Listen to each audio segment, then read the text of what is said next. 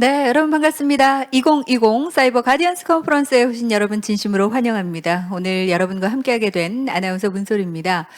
토요일 오후임에도 불구하고 오늘 함께해 주신 여러분께 먼저 진심으로 감사 인사드리겠고요. 사실 직접 현장에서 만나 뵙고 악수도 하고 눈도 마주치고 인사를 해야 마땅합니다만 코로나19 확산 방지를 위해서 오늘은 이렇게 온라인으로 개최를 하게 됐습니다. 그러나 벌써 시작하자마자 많은 분들께서 올라오셨고요. 또 인사를 나눠주고 계십니다. 댓글로 인사하고 계시는데요. 이렇게 많은 분들이 각자의 자리에서 모여서 함께 다양한 얘기를 나눌 수 있어서 그래도 기쁜 마음으로 저 마이크 잡았습니다. 과학기술정보통신부와 한국정보기술연구원이 차세대 보안 전문가, 정보보안 전문가로 성장할 청소년들을 위해서 사이버 가디언즈 보안 캠프라든가 정보보안 교육 운영 지원 사업, 또 지도자 양성 교육 등 다양한 모습으로 이 교육 프로그램들을 진행을 하고 있는데요. 오늘 이 온라인 컨퍼런스 역시 참여해 주시는 분들께 아마 유익한 시간이 되지 않을까라는 생각을 해보게 됩니다. 사실 현장에서 매년 개최될 때마다 청소년 여러분들이 함께 모여서 다양한 이야기를 나눴는데 올해는 온라인으로 신청해 주신 분들 중에는 청소년 분들뿐만 아니라 기성세대 많은 전문가 여러분들도 함께 하고 계시다고 들었습니다. 오늘 함께 하시면서 청소년 여러분들, 차세대 우리 정보보안 전문가로 성장할 우리 청소년들을 위해서 기성세대 여러분들께서도 댓글로 많은 응원해 주시고 참여해 주시면 감사드리겠습니다. 그럼 먼저 저희 본격적으로 컨퍼런스를 시작하기 전에 한국정보기술원에서 지난 시간 동안 한국정보기술연구원에서 지난 시간 동안 다양하게 함께 활동을 했던 프로그램들을 여러분께 좀 소개를 해드릴까 하는데요. 사이버 가디언즈 보안 캠프라든가 정보보안 교육 운영 지원 사업, 지도자 양성 교육, 커뮤니티 등 다양한 활동을 했습니다. 지금부터 화면 통해서 여러분께 소개를 해드리겠습니다. 함께 보시죠. 인공지능, 3월 인터넷 등 혁신 기술을 기반으로 하는 4차 산업혁명의 시대가 다가왔습니다. 그와 더불어 정보보안의 중요성은 더욱 커졌는데요. 아날로그 시대에는 물리적 보안만 철저히 하면 대부분의 위협을 방지할 수 있었지만 빅데이터 시대라 불리는 지금 사이버 보안 위협은 배로 증가했습니다. 앞으로 중요성이 더 커질 사이버 보안을 위해 차세대 정보보안 전문가 양성에 힘을 기울이고 있는 곳이 있는데요. 대한민국 정보보안 꿈나무를 키우는 사이버 가디언즈입니다.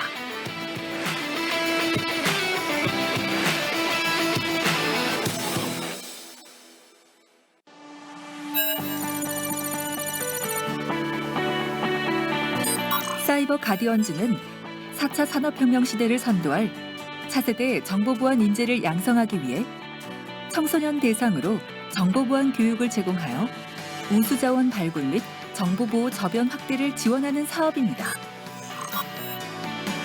현재 사이버 가디언즈 보안 캠프, 정보보안 교육 운영 지원 사업, 사이버 가디언즈 지도자 양성 교육 등 중학교에서 고등학교로 이어지는 정보보안 교육 프로그램을 운영하고 있습니다.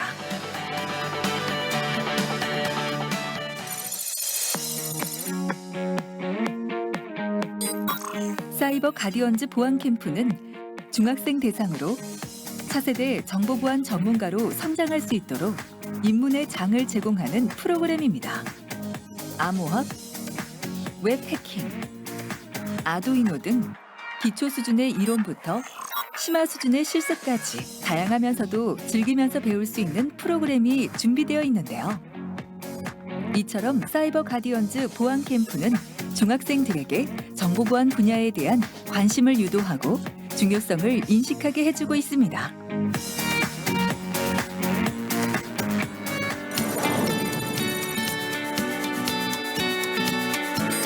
또한 정보보안 교육 운영 지원 사업은 고등학교 대상으로 맞춤형 교육 운영 체계를 제공하여 사이버 보안 분야의 인재를 조기 발굴하고 양성하는 프로그램입니다.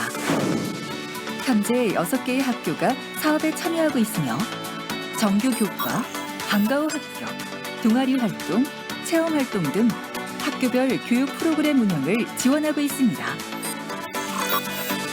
혼자서는 하지 못했던 부분들을 강사님과 이제 강의를 통해서 몰랐던 걸 채워나가는 게 가장 좋았던 것 같아요. 처음에 보안 분야가 뭐 폰오블이나 웹해킹이나 여러 가지가 있는데 제가 어떤 분야가 재밌고 잘 맞는지에 대해서 선택하게 되게 좋은 계기가 된 것 같습니다. 차세대 보안 전문가를 만들기 위해 열정과 책임감 있는 교사로서 우리 학교 학생이 네트워크 보안 분야의 최고가 될 수 있는 인재를 만들기 위해서 노력하겠습니다. 사업에 참여하면서 조금 더 실전에서 활용되는 기술을 습득한 것 같고요. 학생들이 실습과 실무 능력 겸비하는데 많은 도움을 받은 것 같습니다. 사이버 가디언즈 지도자 양성 교육은 중고교 교사를 대상으로 현업 정보보안 전문가의 교육을 실시하여 교수 역량 제고 및 전문성 향상을 통해 중장기적으로 학교별 자체적인 교육이 가능하도록 기반을 마련하는 프로그램입니다. 해킹 프로세스를 단계별로 세분화해서 차근차근 설명하는 데 좀 중점을 많이 두었고요. 이 과정을 통해서 선생님들이 학생들을 지도하는데 해킹 단계별로 차근차근 설명하는 데 좀 도움이 많이 되실 거라고 생각을 합니다. 사실 학교에서 저희가 이렇게 그 깊은 지식을 갖다 얻기가 좀 힘들고 어려운데 저희가 여기를 거쳐서 나가게 되면 학생들에게 좀 더 심도 있는 수업을 할 수 있을 것 같아서 좋은 기회라고 여겨집니다. 유익한 내용들을 알려줄 수 있지 않을까 하게 되어서 참여하게 되었고, 연수를 마치게 되면 이제 학생들과 함께 그 정보 보안을 위해서 어떤 우리가 노력을 할 수 있을까 하는 부분들에 대해서 더 이야기를 많이 나눠볼 예정입니다. 의미 있는 컨퍼런스를 통해서 여러분들의 미래를 설계를 하고 여러분들을 지도하는 선생님과 함께 또 우리 기틀에 있는 스태프들과 함께 미래의 대한민국을 만들어가는데 여러분의 기대가 크고 난 여러분을 그렇기 때문에 사랑합니다.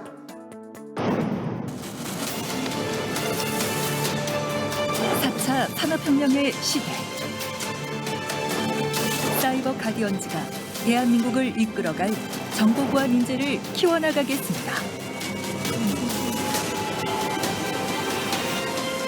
안전한 대한민국을 만드는 힘. 사이버 가디언즈. 네, 여러분 어떻게 보셨습니까? 지금 많은 학생들이 함께 온라인으로 참여하시면서 인사도 나눠주고 계시고 영상 함께 보시면서 지금 재훈 1018님은 우리 학교에도 저런 프로그램이 있었으면 좋겠습니다. 이런 댓글을 남겨주셨는데요. 저희 한국정보기술연구원에서는 전국의 학생들이 함께 다양한 프로그램들을 즐기고 참여할 수 있도록 앞으로도 더욱더 노력을 많이 하겠습니다. 영상 보셨습니다만 현장에서 함께하고 또 함께 의견을 나누고 정보를 교환하곤 했었는데요. 사실 올해는 코로나19 때문에 여러분들께서 직접 만날 수 있는 기회가 많지 않았다고 들었습니다. 아무쪼록 내년에는 현장에서 다양한 프로그램을 함께 즐길 수 있기를 기대를 해보겠습니다. 자, 그럼 지금부터 본격적으로 학생 여러분들과 함께 컨퍼런스를 시작을 하겠습니다. 아마 여러분들께서 기다리고 계시는 프로그램, 물론 강연도 기다리고 계시겠습니다만 오늘은 경품 추첨하지 않을까 기다리고 계실 겁니다. 있습니다. 오늘도 경품 추첨 있는데요. 여러분 보시는 화면에 출석 버튼이 있습니다. 꼭 출석하기 경품 추첨 버튼을 누르셔야 여러분께서 출석이 인정이 되고 경품 추첨을 할 때 번호를 부여받을 수가 있습니다. 화면에 출석하기 경품 추첨 버튼을 반드시 눌러주시기 바라겠고요. 행운 번호가 부여가 되는데요. 마지막에 저희 컨퍼런스 마지막에 이 경품 추첨을 할 예정이고요. 경품이 무엇이냐? 기계식 키보드, 마우스, 그리고 요즘 코로나19 때문에 바이러스 걱정 많이 하고 계시기 때문에 IT 기기 소독하는 기계를 저희가 준비를 했습니다. 컨퍼런스 말미에 저희가 추첨을 해서 여러분께 푸짐하게 나눠드리도록 하겠습니다. 그리고 타임 이벤트 경품 추첨도 마련을 했습니다. 컨퍼런스를 하는 동안에 제가 지금 하고 외칠 텐데요. 지금 하고 외칠 때 여러분께서 댓글을 남겨주시면 저희가 등록해 주신 이름이나 이메일 주소로 추첨을 통해서 경품을 드릴 예정입니다. 댓글 추첨을 통해서 경품 드릴 예정인데요. 헤드셋 그리고 치킨 기프트콘 구글 플레이 기프트콘을 보내드릴 예정입니다. 우리 학생들, 청소년들이 굉장히 좋아하는 선물이 준비가 되어 있습니다. 마지막 이벤트는 SNS 이벤트 또 있습니다. 오늘 컨퍼런스 보시는 화면을 캡처를 하셔서 인스타그램에 올려주시면 되는데요. 그냥 올려주시면 안 되겠죠. 해시태그 해주시기 바랍니다. 해시태그는 사이버 가디언즈 컨퍼런스, 사이버 가디언즈 이렇게 해시태그 포함해서 넣어주시면 저희가 역시 추첨을 통해서 편의점 기프트콘을 많이 나눠드리도록 하겠습니다. 정말 많이 준비했으니까요. 여러분 컨퍼런스 쭉 들으시고 함께 참여해 주시는 것 놓치지 말아 주시기 바라겠습니다. 자, 그럼 이제 본격적으로 2020 사이버 가디언즈 컨퍼런스 시작하겠습니다. 첫 순서는 코로나 시대 기술의 변화와 정보 보안이라는 주제로 강연을 함께 청해 듣겠는데요. 주식회사 테이텀의 정승기 CTO님께서 강연을 준비하고 계십니다. 올해 초에 코로나로 인해서 디지털 전환이 가속화되면서 비대면 시스템이 우리 사회 전반에 확대가 됐었죠. 그래서 정보기술의 변화와 관련된 정보보안 이슈를 여러분께 소개를 해드린다고 합니다. 궁금한 점 있으신 분들께서는 댓글창에 여러 가지 질문도 남겨주시고 의견도 함께 남겨주시기 바라겠습니다. 자, 그러면 정승기 CTO님을 모시겠습니다. 여러분 각자의 자리에서 박수로 환영해 주시기 바랍니다. 어서 오십시오.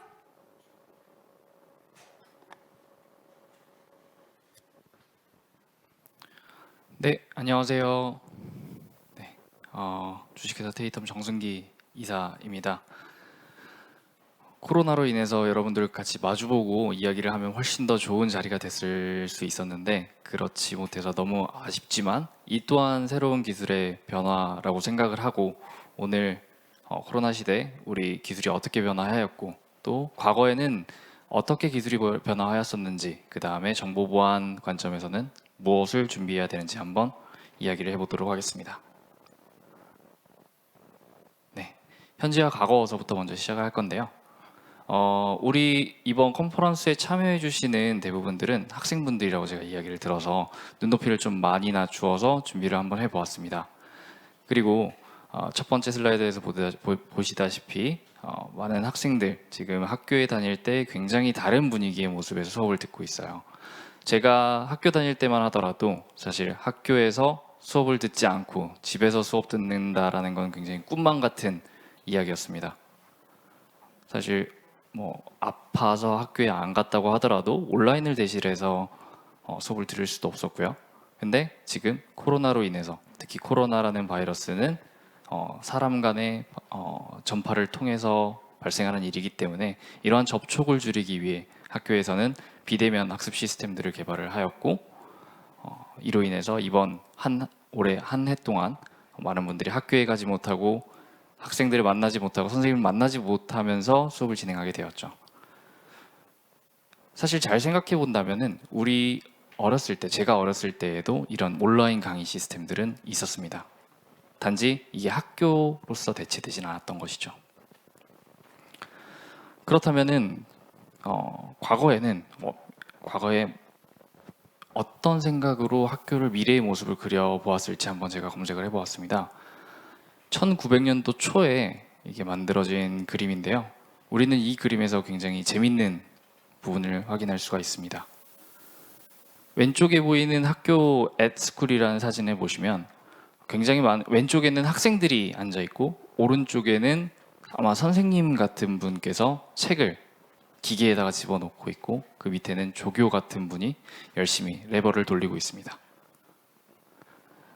이 사진을 왜 사람들이 그렸을까? 이런 상상을 왜 하게 되었을까? 사실 저도 한동안 고민을 해보았는데요.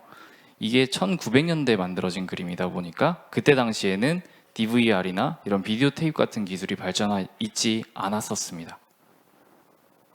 그래서 사람들은 당연히 공부를 할 땐 책을 보고 다들 공부를 하기 때문에 나는 책을 기계에 집어넣고 그 책을 사람들에게 전달할 수 있는 그런 기계들이 앞으로 만들어지지 않을까라는 생각에서 이런 상상도를 그렸던 것 같은데요. 저는 여기서 재밌게 봤던 부분은 사실 우리의 지금 모습과 저기 나와 있는 모습이 굉장히 유사하다는 것이죠. 단지 그 위치가 학교가 아니라 여러분들의 지금 컴퓨터와 집이라는 부분이 저한테는 너무 재밌게 다가와서 한번 옛날의 기술을 보여드리기 위해서 이 그림을 한번 넣어봤고요. 오른쪽에는 한 여자분께서 의자에 앉아 있고 아마 화장을 하고 머리를 이렇게 꾸미는 모습인 것 같습니다. 여기에서는 주의 깊게 우리가 봐야 될 부분은 사람들이 생각했던 대부분의 상상도는 그 현실에 가지고 있는 최고의 기술력을 이용해서 만들어졌다는 것입니다. 저 여성분 같은 경우에는 앉아서 난 가만히 앉아 있고, 그때 당시에 로봇이나 이런 개념들이 많이 없었기 때문에 어떤 한 기계 팔이 내 머리에 다가와서 머리를 바꿔줄 것이다, 아니면 내 화장이나 이런 것들을 도와줄 것이다, 이런 것들이 있는데요. 로봇 팔이나 각종 레버들을 이용해서 만들어진 시스템이 미래에는 일반화될 것이라는 상상을 기반으로 만들어졌습니다. 다음 그림은 조금 더 우리 기술과 관련된 부분들입니다. 이게 조금 작아서 잘 안 보이실 수도 있지만 자세히 보시면 왼쪽에는 이게 1900년대에 만들어진 그림임에도 불구하고 비행기, 라디오 주파수로 이용되는 날아다닐 수 있는 무인 비행기, 그리고 그 라디오 신호를 전달해주는 아마 저희 안테나 같은 그림, 그리고 그 밑에는 무인으로 조종되는 배, 그리고 그 밑에는 우리가 일반적으로 이제 사용하고 있는 화상 컴퓨터, 화상 컴퓨터라기보다는 그 영상 통화 같은 그런 느낌의 그림이고요. 또 오른쪽에는 라디오 신호를 통해서 시계 같은 형태로 시간을 알려주는 기기, 그 밑에는 팩스와 같이 무선으로 어떤 데이터들이 전달될 것이다라는 내용들을 이미 1900년대에도 사람들이 상상을 했었죠. 근데 오직 다른 점 하나는 바로 라디오 주파수를 이용을 했다는 것입니다.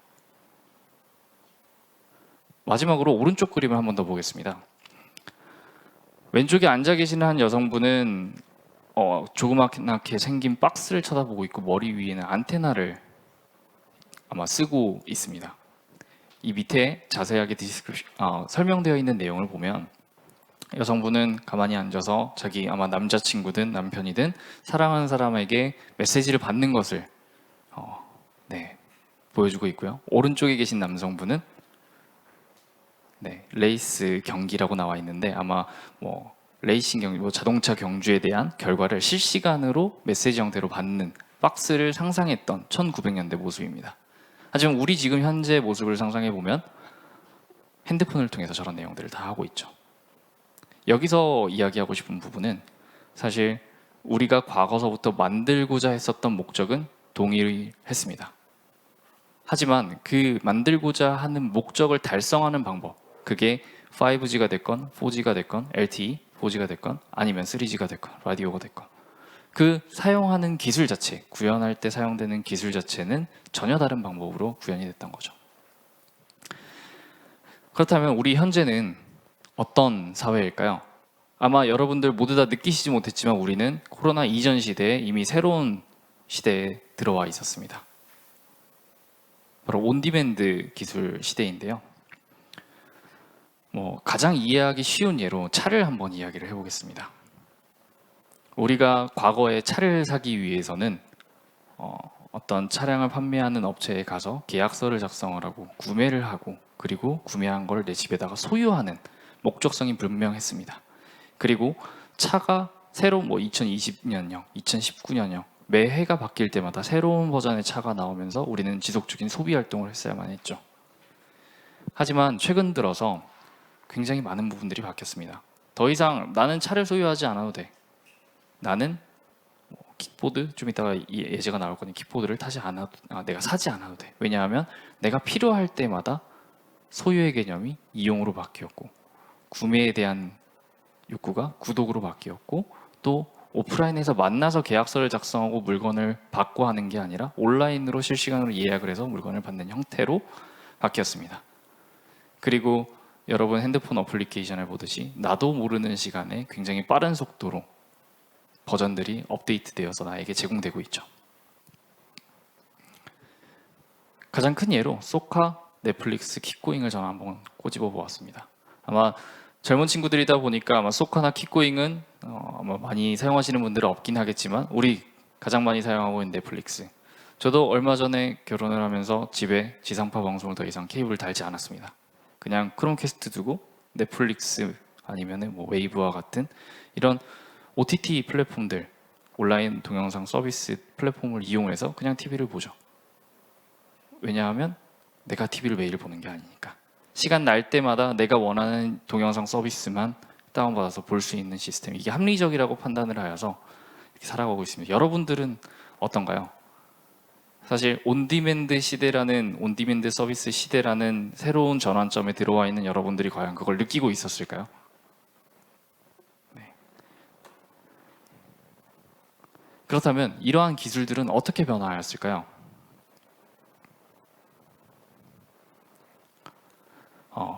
저는 이 기술의 이야기를 좀 더 하기 전에 한번 제 과거로 한번 돌아가 보고 싶었습니다. 제가 대학교에 처음 들어갔을 때 그때 유비쿼터스라는 단어가 굉장히 끝물이었었어요. 끝물이라기보다는 쇠퇴하는 시점, 그리고 그때 바로 이후에 사물 인터넷이라는 개념이 나오게 됩니다. 학교 다닐 때 저는 공부를 뭐 나름 열심히 해서 아주 잘하는 건 아니었지만 나름 열심히 할 때에도 항상 궁금했습니다. 유비쿼터스와 사물 인터넷은 도대체 뭐가 다른 것일까? 사실 컴퓨터 공학 전공하시는 분들도 뭐 그냥 용어가 바뀔 수도 있는 거고 인터넷이 좀 더 연결되었다? 이 정도 이야기를 많이들 해주시는데요. 저는 사실 근본적인 목적은 똑같다라고 보고 있습니다. 하나의 디바이스 안에 그 디바이스가 처리할 수 있는 데이터의 용량이 늘어나고 전달할 수 있는, 수집할 수 있는 데이터들이 늘어나고 그걸 끊임없는 연결을 통해서 다른 컴퓨팅 머신에게 제공을 해주는 것이죠. 그렇게 하여서 어떠한 강의 자료를 좀 살펴봤는데요. 유비쿼터스 컴퓨팅과 사물이 스스로 생각한다라는 개념이 합쳐져야 사물 인터넷이 만들어진다라는 이야기가 있습니다. 이런 개념에 대한 설명이 있는데 저는 다시 한번 질문을 하고 싶습니다. 그럼 기술적으로는 뭐가 바뀌었을까요? 네, 기술적으로 바뀐 거는 사실 하드웨어의 발전, 소프트웨어의 발전, 그 다음에 많은 양의 데이터들을 전달할 수 있는 네트워크 기술의 발전만 바뀌었습니다. 우리가 일반적으로 말하고 있는 IoT 기기를 통해서 뭐 저 같은 경우에도 집에 에어드레서, TV, 냉장고 대부분의 IoT 기기들이 설치가 되어 있는데 스스로 모든 것들이 다 연결이 되어서 제가 집에서도 우리 집에 있는 에어드레서를 가동해서 내가 내일 입을 먼지를 털어야지 이런 것들이 가능했던 것들은 사실 유비쿼터스, IoT 이게 중요한 것이 아니라 하드웨어, 네트워크 기술이 발전하였고 우리가 살아가면서 필요한 기술이 무엇인지 우리 스스로 고민할 그걸 만들었기 때문입니다.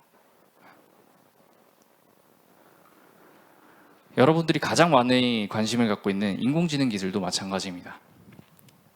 인공신경망과 딥러닝 아마 대부분의 친구들이 공부를 하고 싶어하는 분야일 것입니다. 사실 그냥 우리는 만들어져 있는 제품들을 많이 사용을 하고 있죠. 하지만 인공신경망과 딥러닝도 사실은 같은 기술입니다.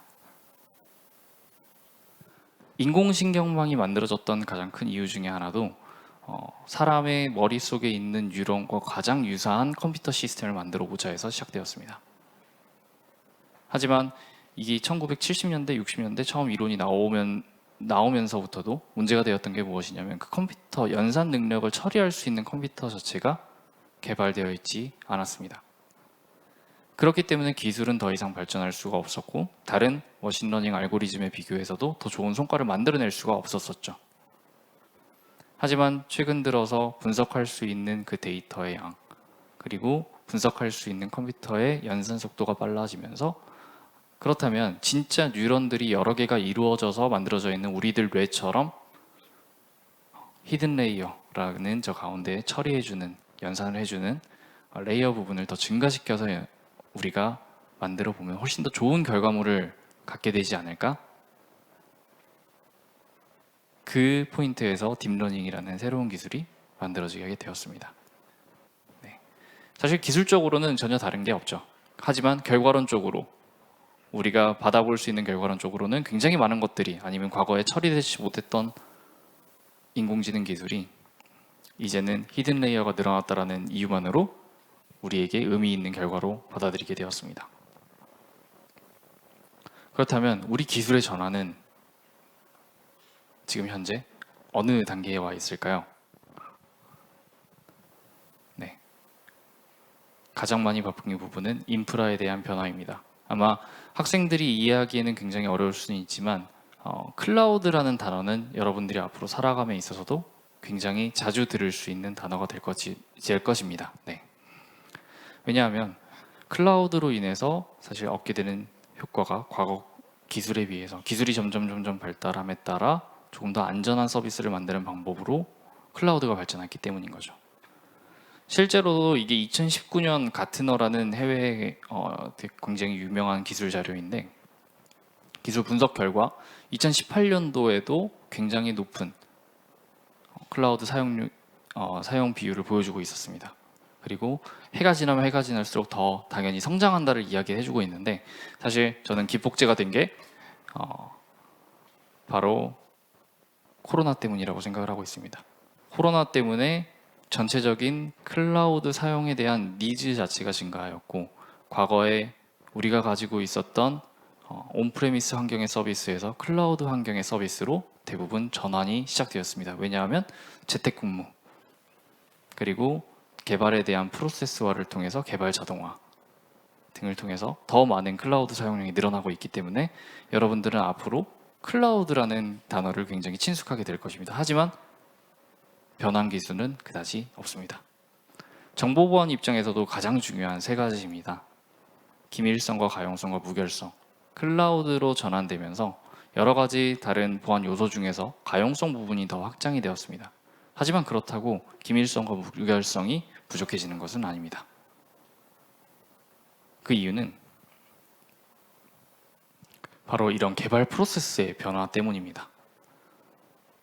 과거에는 개발팀과 운영팀이 나누어져서 하나의 서비스를 변환하는데 굉장히 많은 시간이 들었습니다. 개발팀에서 내가 버그가 하나가 있다. 그 버그를 수정하기 위해서 업데이트를 해야 된다고 하면 거쳐야 되는 프로세스가 굉장히 많아 이미 버그가 발생하여도 쉽게 고치지 못하는 문제가 있었습니다. 하지만 클라우드 시대로 넘어가면서 모든 개발 프로세스들이 조금 더 정립화되고 또 개발팀과 오퍼레이션스 사이의 충돌을 줄이기 위해서 그 두 가지의 팀을 굉장히 작은 기능별 단위의 팀으로 쪼개게 되었습니다. 이게 개발 프로세스의 변화입니다. 이 결과로 어떤 내용이 변할 것이냐 사실 여러분들이 많이 못 느낄 것 같아서 하나 또 예를 가져왔습니다. 해외에서 굉장히 유명한 카카오 모빌리티 같은 아니면 타다와 같은 그런 서비스인데요. 과거 모노리틱 아키텍처라는 서비스 개발 프로세스를 가지고 어플리케이션을 만들었습니다. 모노리틱 아키텍처는 어려운 게 아니라 아까 이야기했듯이 서버, 데이터베이스 그리고 각종 빌링서부터 시작을 해서 알림, 우리 사용자들이 사용하는 어플리케이션 또 운전자들이 사용하는 어플리케이션들을 하나의 서비스로 모아서 모두가 같은 서비스를 이용을 한 것입니다. 그렇기 때문에 만약에 여기에 대한 문제점은 사용자에 대한 어플리케이션 아니면 사용자가 페이먼트하는 방식에 변화가 생긴다면 전체 어플리케이션에 변화가 필요한 것이죠. 여기에 따라서 너무 비효율적이다라고 모두가 판단을 하여서 마이크로 서비스 아키텍처로 다시 한번 변화가 이루어졌고 마이크로 서비스 아키텍처라는 새로운 기술이 나온 게 아니라 과거에 있었던 마이크로 서비스 아키텍처라는 기술 자체를 클라우드로 넘어가면서 우리는 모든 개발 과정들이 프로세스화 되어 있기 때문에 조그만한 단위로 아키텍처가 나눠진다고 하더라도 문제가 없을 것이라는 판단하에 우버에서 과감한 시도를 하였고 그 결과 소비자에게 더 안정적인 서비스를 제공할 수 있었고 더 안전한 서비스를 제공할 수 있었다라는 결론으로 귀결되었습니다.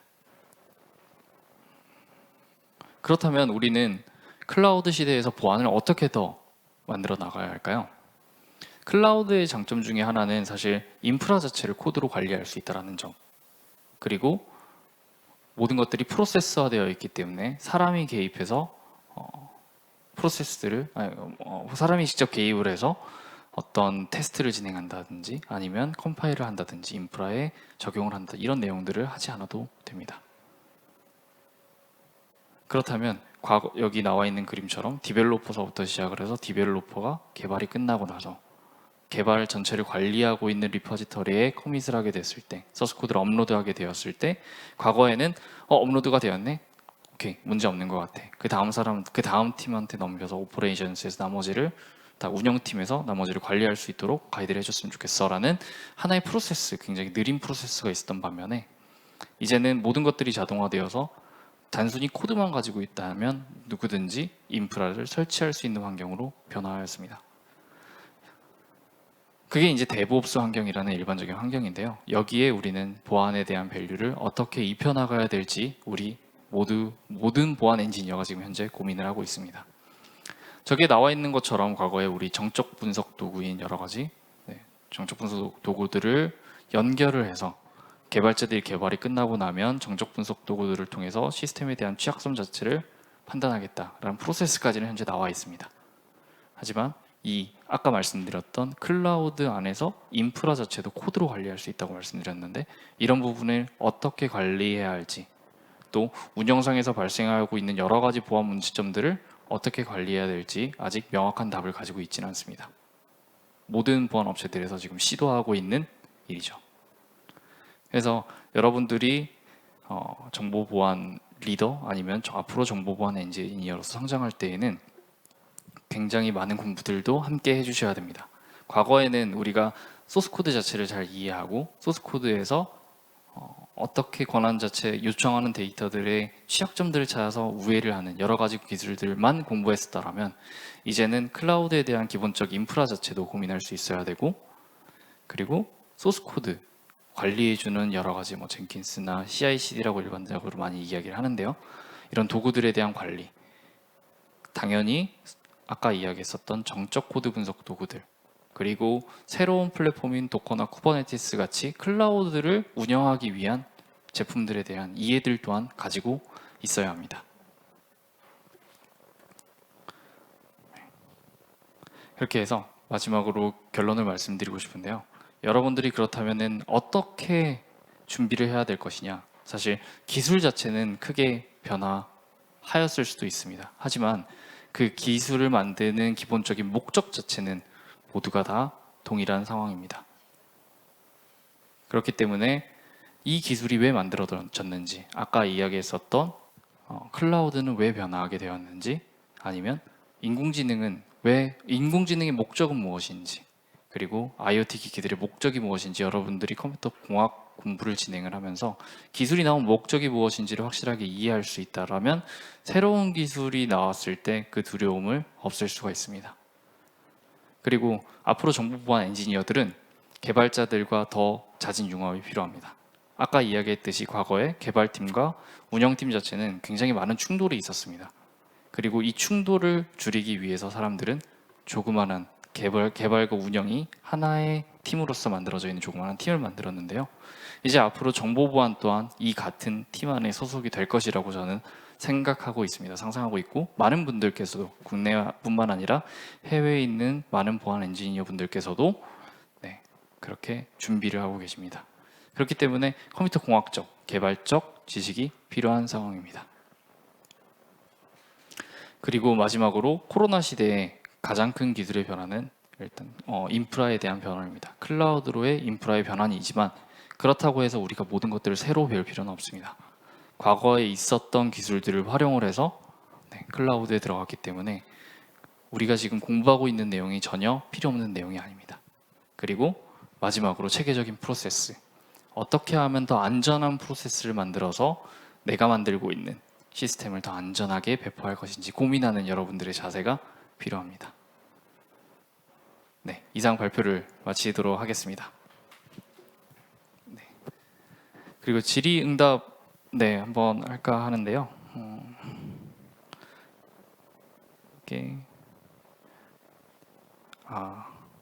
어떤 한 분께서 보안 기업의 CTO까지 되기에 어떤 노력들이 있었나요? 라고 질문을 올려주셨는데요.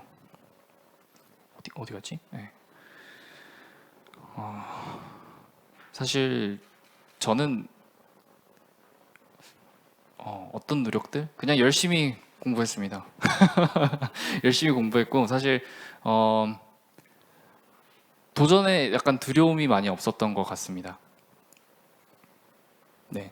클라우드라는 것을 저는 굉장히 어렸을 때 초기서부터 접근을 할 수 있었던 가장 큰 이유도 국내에서 첫 직장을 갖지 않고 해외에서 첫 직장을 가졌기 때문이라고 저는 생각을 합니다. 네. 그렇기 때문에 그런 두려움, 해외에 나가서 내가 무엇을 배울 수 있을까, 무엇을 할 수 있을까에 대한 두려움보다 그냥 내가 지금 할 수 있는 것은 이것밖에 이걸 선택을 했을 때 사실 더 리스크할 수 있으니까 더 큰 리턴이 돌아올 수 있겠지라는 생각으로 제가 준비를 했던 것 같습니다. 네, 그렇게 해서 돌아오다 보니까 자연스럽게 클라우드와 관련해서 기술은 제가 상대적으로 많은 기술을 가지고 있을 수밖에 없었고, 그러다 보니 자연스럽게 CTO까지 성장을 하게 된 것 같습니다. 그리고 클라우드 기술이 실생활과 연관된 부분은 무엇이 있을까요? 네, 지금 아마 우리가 사용하고 있는 이 플랫폼의 대부분도 클라우드에 많이 올라가 있을 수 있습니다. 네. 사실 우리가 알지 못한 상황에서 클라우드 기술은 굉장히 우리 가까이 왔고요. 제가 만들고 있는 서비스들, 그 다음에 일반적으로 금융권서부터 시작을 해서 굉장히 많은 서비스들이 현재 클라우드로 전환을 하였고 여러분들에게 서비스를 하고 있습니다. 네, 마지막이 아니구나. 앞으로 100년 후에 어떤 기술까지 발전이 될 것으로 예상하시나요? 굉장히 어려운데요. 100년 후에 어떤 기술까지 발전될 것이냐. 아마 여러분들이 상상하고 있는 게 진짜 다 만들어질 것 같습니다. 사실 아까 앞서서 이야기했던 것처럼 그 기술을 구현하는 방법이 달라졌을 뿐이지 인간이 갖고 싶어하는 욕망 자체는 우리가 그대로 다 구현을 해낼 수 있습니다. 그렇기 때문에 여러분들이 상상하는 미래, 저는 옛날에 내가 타고 다니던 자동차가 그냥 차가 막힐 땐 날았으면 좋겠어. 어렸을 때 단순한 꿈이었는데 지금 현재 실제 구현이 되고 네, 곧 시판이 된다라고 제가 이야기를 들었습니다. 네, 그럴 것이라고 저는 생각이 돼요. 그래서 여러분들이 상상하는 것들이 만들어질 겁니다. 코로나19로 인한 정보보안 기술의 가장 큰 변화는 무엇이냐면 바로 프로세스화라고 저는 생각을 하고 있습니다. 인간이 개입되지 않고 사람이 직접 개입이 되어서 정보보안 기술을 발전시키는 게 아니라 내가 어떻게 하면 더 안전한 시스템을 자동적으로 만들 것인가, 이 부분이 가장 큰 변화라고 생각을 합니다. 네, 일단 네, 이상. 더 혹시 질문 있으실까요? 네, 그러면 이번 발표 여기까지 마무리하도록 하겠습니다. 네, 감사합니다. 네, 고맙습니다. 정승기 이사님. 다양한 이야기들을 함께 해주셨는데 아무래도 청소년들과 학생들이 많이 계시기 때문에 이 정보보안의 미래에 대해서 궁금한 점이 많으셨던 모양입니다. 다양한 이야기들을 해주셨는데 여러분께서 미래를 설계하고 또 꿈을 키워가는데 분명히 도움이 되는 이야기들이 가득하지 않았을까라는 생각이 들고요. 다시 한번 함께 해주셔서 고맙습니다. 학생들이 또 댓글로 짝짝짝짝 감사합니다. 뭐 이런 말씀도 해주셨고, JJW9062님께서는 얼굴도 잘생기셨는데 말씀도 잘하신다는 댓글도 함께 남겨주셨습니다. 그리고 정말 유익한 질문들도 남겨주셨는데 감사드리겠습니다. 자, 여러분 지금입니다. 여러분의 강연 소감을 지금 댓글로 남겨주시면 저희가 추첨을 해서 선물 드리도록 하겠습니다. 지금부터 이 강연에 대한 소감을 남겨주세요. 그리고 이름과 이메일 주소도 함께 등록해 주신 이메일과 이름도 함께 남겨주시기 바랍니다. 저희가 추첨을 해서 푸짐한 상품을 드리도록 하겠습니다. 지금부터 소감 남겨주십시오. 네, 빠르게 올라가고 있습니다. 그 이전에 LUV007님께서는 대한민국 정보보안의 미래 사이버 가디언스 컨퍼런스 화이팅! 이렇게 저희 준비하고 계시는 많은 연구원들이 계시는데 연구원 여러분들께도 함께 화이팅을 외쳐주셨습니다. 과학기술정보통신부 그리고 여러분 함께하고 계시는 지금 한국정보기술연구원이죠. 이 연구원들께서 여러분의 미래를 위해서 정말 많이 준비를 해주셨습니다. 정말 빠르게 올라가네요. 저희가 추첨을 통해서 또 함께하고 계시는 스태프 여러분들께서 여러분께 경품 드리도록 하겠습니다. 자, 이제 두 번째 강연 진행을 하겠습니다. 다음에도 경품 추첨의 순간이 있으니까요. 지금 이 댓글 이벤트는 여기서 마감하겠습니다. 두 번째 강연 진로 특강입니다. 화이트햇 해커라는 직업에 대해서 여러분 잘 알고 계시죠? 이 화이트햇 해커 사실 저는 참 멋지고 매력적인 직업이다 이런 생각이 드는데 오늘 모시는 지한별 PM님을 실제로 뵈니까 그 멋진 해커의 모습뿐만 아니라 정말 아름다운 미소까지 갖고 계셔서 굉장히 이번 특강이 기대가 됩니다. 아마 이쪽으로 진로를 잡고 계신 학생들에게는 도움이 되는 시간일 텐데요. 이태스의 유일한 여성 화이트 해커입니다. 지한별 PM님을 모시고 다양한 이야기를 나눠보도록 하겠습니다. 화이트햇 해커 진로 소개입니다. 역시 궁금한 점 댓글로 남겨주시기 바랍니다. 소개해드립니다. 여러분 각자의 자리에서 환영해 주시기 바랍니다. 네, 안녕하세요. 지한별이라고 합니다.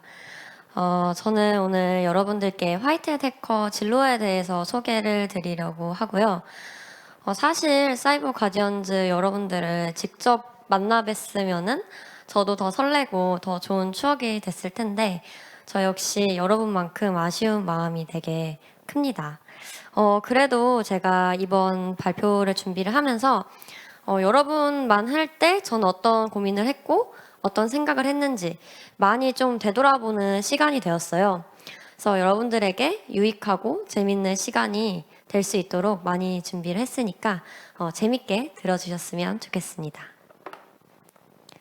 우선 제가 오늘 할 이야기는 우선 저에 대한 간략한 소개, 제가 어떤 사람이고 어떤 활동들을 했는지 말씀을 드릴 예정이고요. 그리고 화이트햇 해커란 그리고 해킹이란 어떤 것인지 말씀드리고자 합니다. 그리고 아마 세 번째 주제가 여러분들이 가장 관심을 갖고 계시지 않을까 합니다.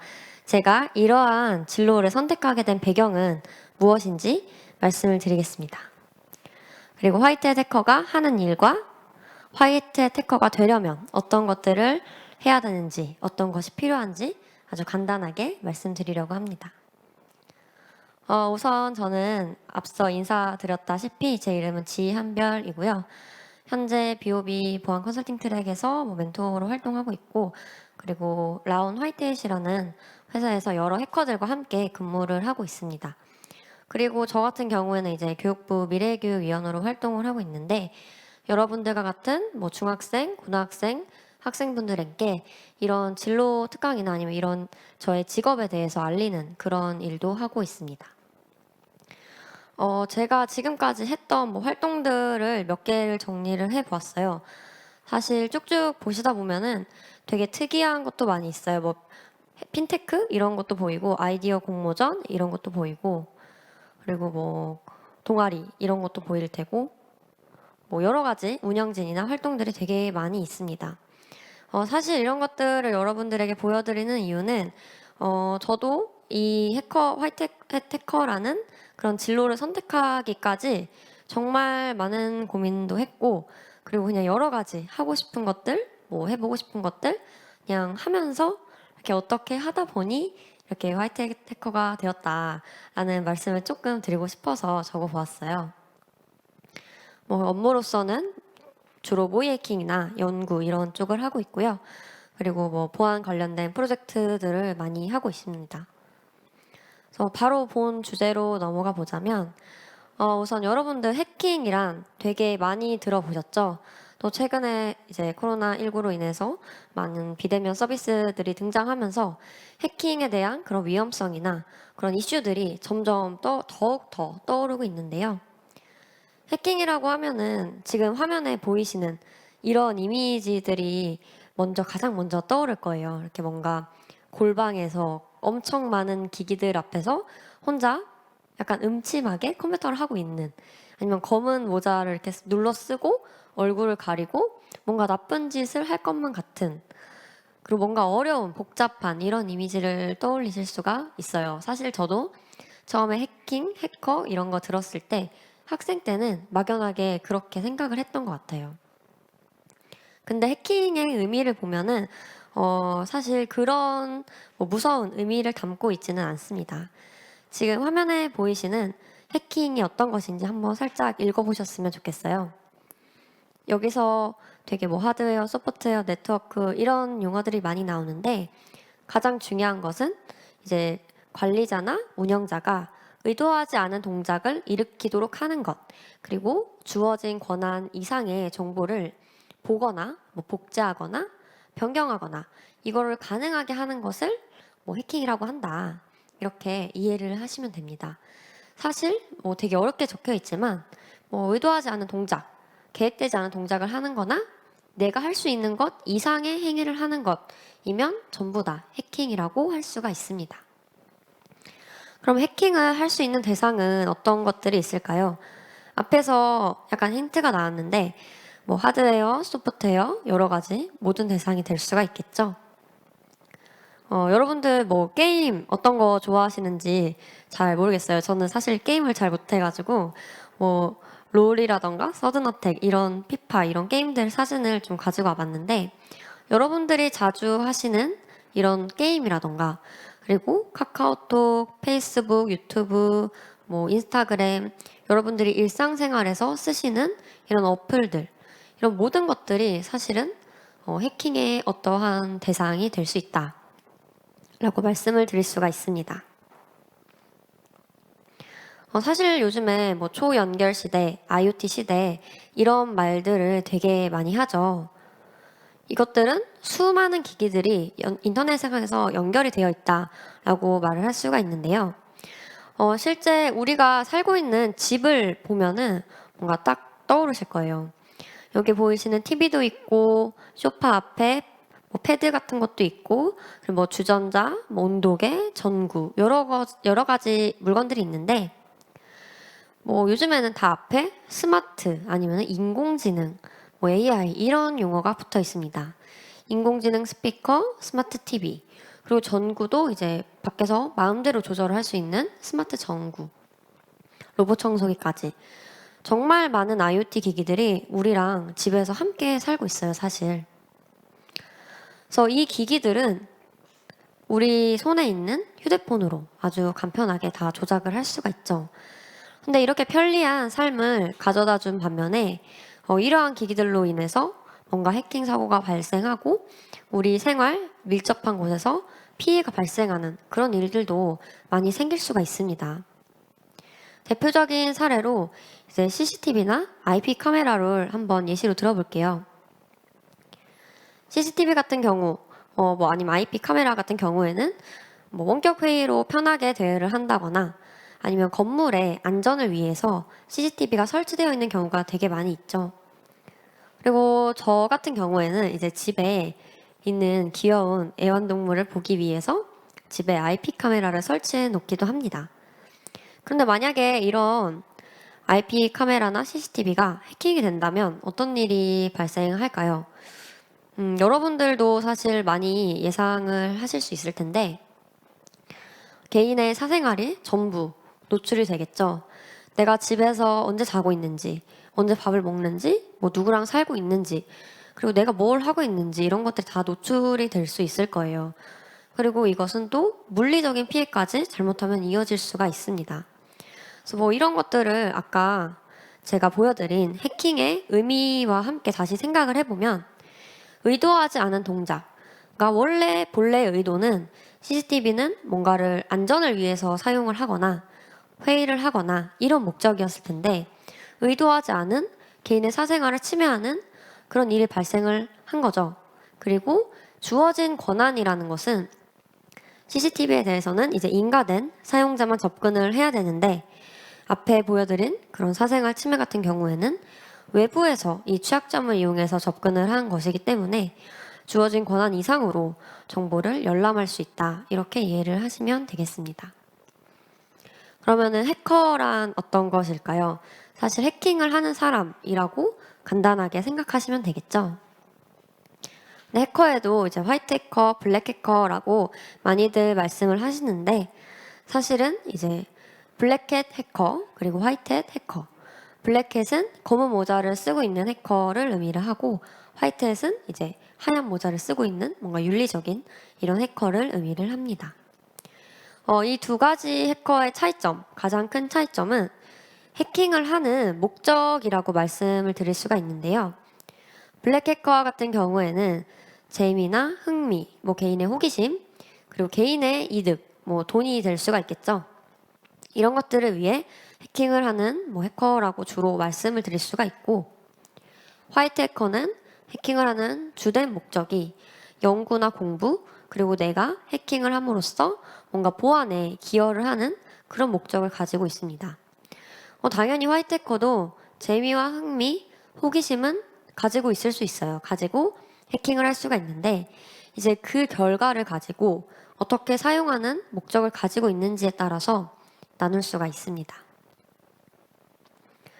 그러면은 이제 어쩌다가 제가 화이트 해커가 됐는지 좀 말씀을 드릴 텐데, 우선 고등학교 때로 제가 돌아가 보면 이게 다 제 사진이거든요. 지금이랑 달라서 못 알아보실 수도 있지만 저는 고등학생 때 과학이랑 수학을 되게 좋아했습니다. 근데 국어도 되게 좋아했어요. 국어도 좋아해서 다이어리도 쓰고 글짓기 대회도 나가고 이런 활동들을 많이 했는데 수업 시간에 당연히 선생님이 알려주시는 것도 재밌었는데 그것보다는 친구들이랑 과학 동아리 만들어서 실험하고 과학 캠프 가서 별자리도 구경하고 이런 것들이 더 재미있었던 것 같아요. 그리고 오른쪽에 있는 사진은 제가 대전에서 학교를 나왔는데 서울에서 과학기술 인문과 경영을 만나다라는 이런 대회를 참가를 했었어요. 그래서 이것도 그때 고등학생 2학년 때 했던 것 같은데 친구들이랑 진짜 기차 타고 서울까지 와가지고 저희 아이디어를 발표하고 과학기술 설명하고 이걸 나중에 어떻게 사업화할 건지 얘기하고 이런 자리가 있었습니다.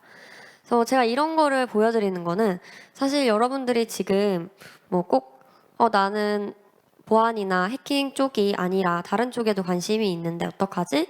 이런 생각이 드신다면은 지금 하고 싶은 거를 친구들이랑 마음껏 해봤으면 좋겠다라는 의미에서 말씀을 드리는 거고요.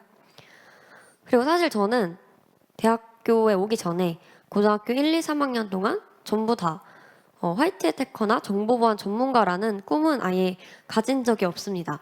어떻게 보면 저는 여러분들이 이렇게 일찍 본인들이 관심 있는 분야를 찾고 이런 컨퍼런스를 주말에도 듣고 하는 게 저는 부럽기도 하고 정말 대단하신 것 같아요. 저는 교육 쪽에도 조금 관심이 있었다가 생명과학 쪽에도 관심이 있었다가 이렇게 꿈이 3년 내내 바뀌었거든요. 그러다가 결국에는 이제 대학교를 산업공학과로 진학을 하게 되었습니다. 산업공학과에 가서 컴퓨터공학과를 복수 전공을 하면서 이제 이때 융합보안연구회라는 학교의 동아리를 만나게 되었어요. 그래서 동아리에서 활동을 하면서 자연스럽게 보안을 처음으로 접하게 되었습니다. 그때는 제가 학교 다닐 때 컴퓨터를 잘했던 것도 아니고 그냥 컴퓨터 시간에만 컴퓨터하고 학교 다닐 때 공부하고 이랬던 거라 컴퓨터는 처음이었는데 동아리에서 같이 하다 보니까 되게 재밌더라고요. 그래서 동아리에서 제가 총무나 부회장직도 맡으면서 정말 열심히 동아리 활동을 했습니다. 진짜 동아리실에서 맨날 밤새서 같이 놀고 이렇게 공부하고 할 정도로 그렇게 하다가 이제 대학교 3학년 때 쿠시스라는 대학 전국에 있는 정보보안을 공부하는 동아리, 대학생들의 동아리 연합에 이제 들어가게 되었어요. 그래서 거기서 운영진도 하고 서울에서 부산, 대구, 광주 이런 곳들도 난생 처음 가보면서 거기서 세미나도 개최하고 그렇게 하면서 보안을 공부하는 많은 사람들을 만나게 되었습니다. 그 이후에 이제 BOB 차세대 보안 리더 양성 프로그램도 시작을 하게 되었고요. 이렇게 하면서 조금 더 제 꿈을 찾아가는 그런 시기가 되었던 것 같아요. 그리고 이제 BOB에서도 여러 열정 있는 그런 보안을 하고 싶어하는 그런 학생들을 만나게 되었고 실력 있는 멘토님들을 만나게 되었는데 이때쯤에 제가 이제 나도 화이트 해커가 되고 싶다라는 꿈을 어렴풋이 좀 정하게 된 것 같아요. 저는 지금 컨설팅 업무도 하고 있고 해커 연구라던가 이런 것들도 하고 있는데 이 BOB 프로그램을 하면서 만난 멘토님이 되게 멋진 화이트 해커시거든요. 그래서 그런 모습을 보면서 자연스레 나도 저런 직업을 가지고 싶다라고 생각을 하게 되었습니다. 그래서 BOB가 끝나고 이제 회사에 가서 컨설팅 또 일을 해보고 뭐 금융 보안 쪽도 일을 해보고 그리고 여러 가지 뭐 모이해킹도 일을 해보고 하면서 지금까지 이렇게 활동을 다양하게 하고 있습니다. 그리고 지금 현재는 가장 최근에는 여러분들과 같은 학생들에게 제가 하는 일을 알리거나 아니면 보안의 인식을 높이기 위한 인터뷰를 하거나 아니면은 앞으로 이제 차세대 보안 리더로 성장할 그런 분들에게 제가 지금까지 공부했던 거나 이런 경험했던 것을 나누거나 이런 활동을 하고 있습니다. 되게 뭐 과학 동아리에서 시작해서 이것저것 되게 많이 한 것 같죠? 사실 여러분이 또 제 이야기를 들으시면은 그럼 나는 정보보안 진로를 어떻게 잡을 수 있지? 라고 이렇게 의문점이 들 수가 있는데 엄청 많은 곳에 갈 수가 있어요. 이게 현실적으로 뭐 기업도 뭐 대기업, 중소기업, 스타트업, 회계법인 여러 가지 종류가 있고 이런 것들을 가실 수가 있을 텐데 뭐 이 부분은 뭐 따로 나중에 저한테 연락을 해주시거나 한다면 조금 더 자세히 설명을 드리도록 하겠습니다. 그래서 화이트헤드 해커의 업무나 직무의 종류 같은 것들을 설명을 해드릴 텐데요. 사실 화이트헤드 해커의 업무는 창과 방패라고 말씀드릴 수가 있습니다. 창은 취약점을 뚫는, 그러니까 취약점 분석해서 뭔가 뚫는 이런 역할이고 방패는 보안을 위한 연구, 이런 막는 역할이 되겠죠. 이걸 이제 사이버 킬체인이라는 뭐 로키드 마틴사에서 만든 사이버 킬체인이라는 7가지 단계가 있어요. 이거를 기반해서 조금 더 업무의 종류를 살펴보자면 정찰, 무기화, 전달, 익스플로이 설치, 명령 제어, 행동 이런 식으로 뭐 해커가 공격을 할 때 뭐 이런 루틴을 따른다. 이런 7단계가 있고 각 공격 단계들에 대해서 이 공격을 100% 없애는 것이 아닌 공격을 탐지하거나 아니면 공격을 사전에 차단하거나 아니면 공격을 어렵게 방해를 하거나 지연을 시키거나 속임수를 하거나 유지하거나 이러한 방법들이 있습니다. 방해와 같은 경우에는 뭐 모바일 분석을 할 때 그것을 어렵게 하는 그런 난독화 솔루션들이 있을 거고 속임수 같은 것들 경우에는 뭐 허니팟 이런 것들이 될 수가 있습니다. 이런 것들을 보면은 사실 이로 인해서 생겨나는 여러 가지 직업군들이 있습니다. 그래서 보안 컨설턴트라던가 보안 제품을 개발하는 사람, 보안을 전체적으로 관리하는 사람, 그리고 디지털 포렌식을 뭐 전문적으로 하시는 분들, 사고가 일어났을 때 대응하시는 것들, 그리고 악성 코드를 분석하는 전문가, 여러 가지 직무가 있는데 이런 부분들에 대해서는 여러분들이 뭐 화이트 해커 진로라던가 정보보안 진로라고 검색을 좀 해보시면은 더 많은 자료를 찾아보실 수가 있을 거예요. 그래서 보안 쪽의 직무는 되게 다양하고 그 보안에 대한 이런 전체적인 큰 그림을 이해를 하면은 각각의 단계에서 어떤 직무들이 있는지를 이해하시기가 쉬울 것 같습니다. 그래서 제가 이제 화이트헤드 해커로서 주로 하는 일은 이렇게 4가지가 있는데요.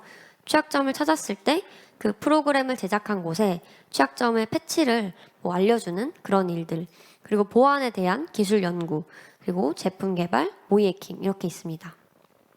여기서 이제 모이해킹에 대해서 살짝 설명을 드리자면 모이해킹은 뭐 다른 말로 침투 테스트라고도 하는데 이것은 정당한 절차를 가지고 이제 합법적인 상태에서 승인된 해킹을 시도하는 것이에요. 그래서 뭐 예를 들면은 은행과 내가 약속을 하고 우리 회사에 대해서 한번 해킹을 해주세요 라고 했을 때 진짜 해킹이 발생하는 것처럼 이제 해킹을 한번 시도를 해보고 그 결과들을 정리해서 주는 그런 업무를 말합니다. 사실 이런 것들은 취약점을 찾고 공격을 하는 행위이기 때문에 진짜 공격이라고 할 수가 있어서 좀 주의를 해서 해야 되는 부분들이 많이 있고요. 이 방법도 여러 가지가 있는데 블랙박스, 그레이박스, 화이트박스 이렇게 크게 3가지로 나눌 수가 있습니다. 블랙박스는 모든 정보를 주지 않고 진행을 하는 그런 모이해킹이고 화이트박스는 모든 정보를 주고 그러니까 소스코드라던가 이런 모든 정보를 주고 해킹을 하는 그런 업무 형태이고 그레이박스는 이 2가지를 적절히 혼합하는 방식으로 진행을 합니다.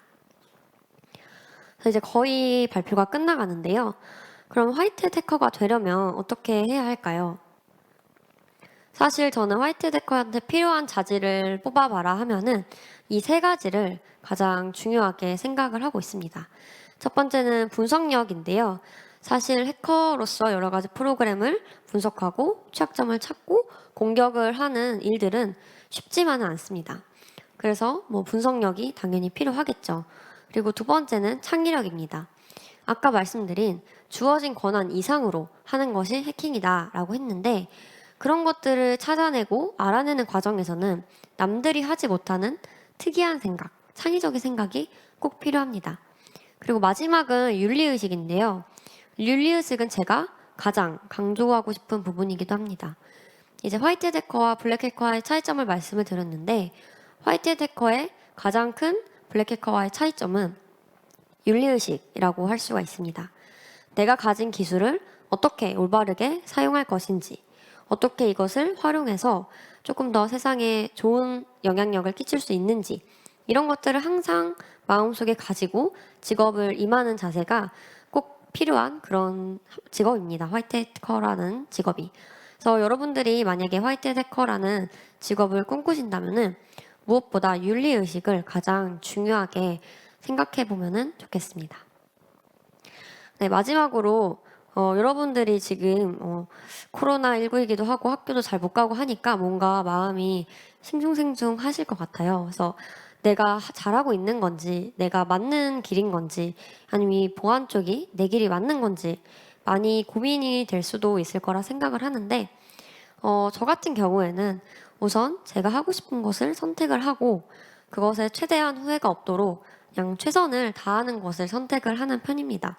사실 후회를 해도 저는 해보고 후회를 하는 게 낫다라고 생각하는 주의라서 여러분들이 지금 이미 너무 잘하고 있고 열심히 하고 있다는 것을 알고 있기 때문에 지금처럼만 잘 해주셨으면 좋겠습니다.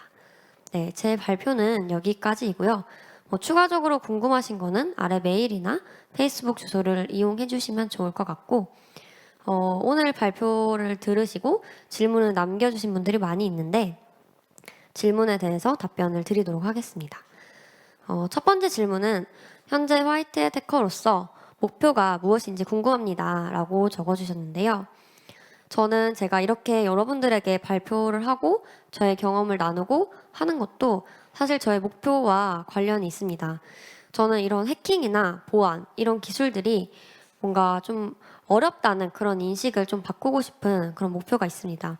그래서 누구나 보안이나 해킹에게 좀 더 친숙하게 이해를 할 수 있고 많은 분들이 이거를 좀 실생활에서 좀 접목시켜서 좀 실생활에 좀 보안이 녹여들게 하는 것이 저의 큰 목표 중에 하나라고 말씀드릴 수가 있습니다.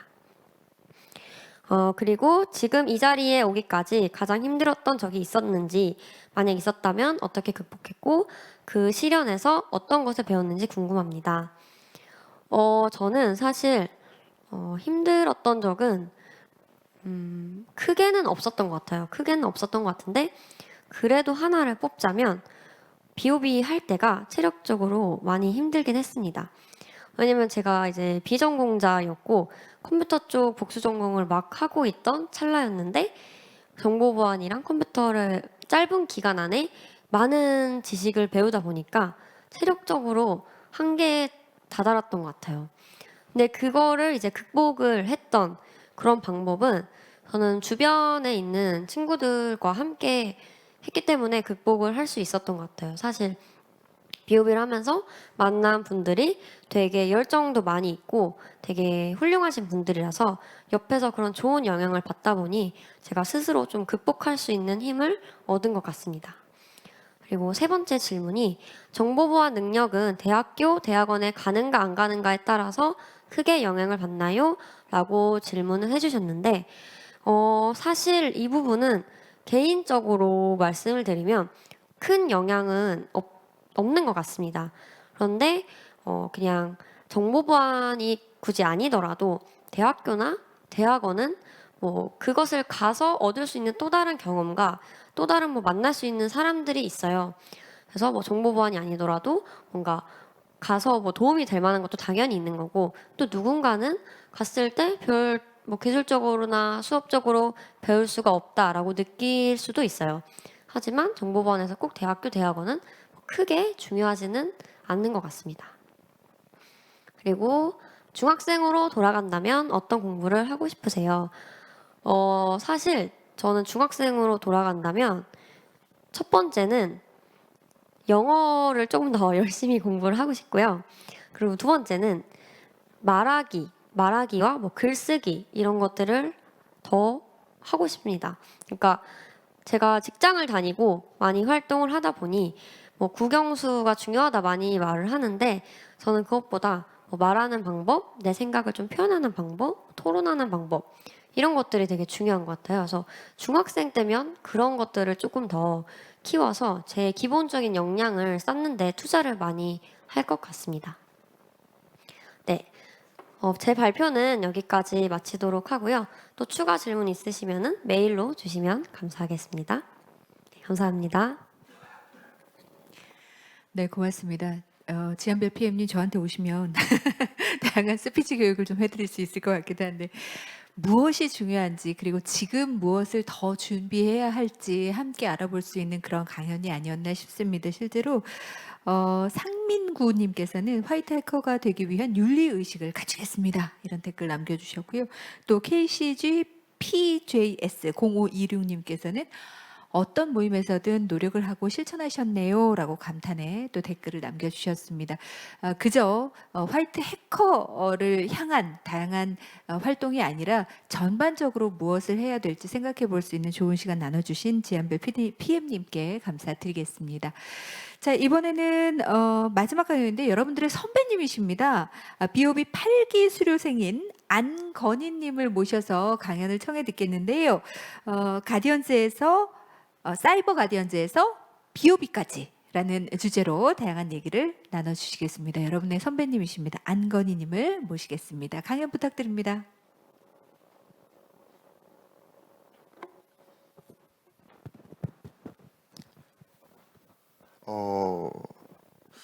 지금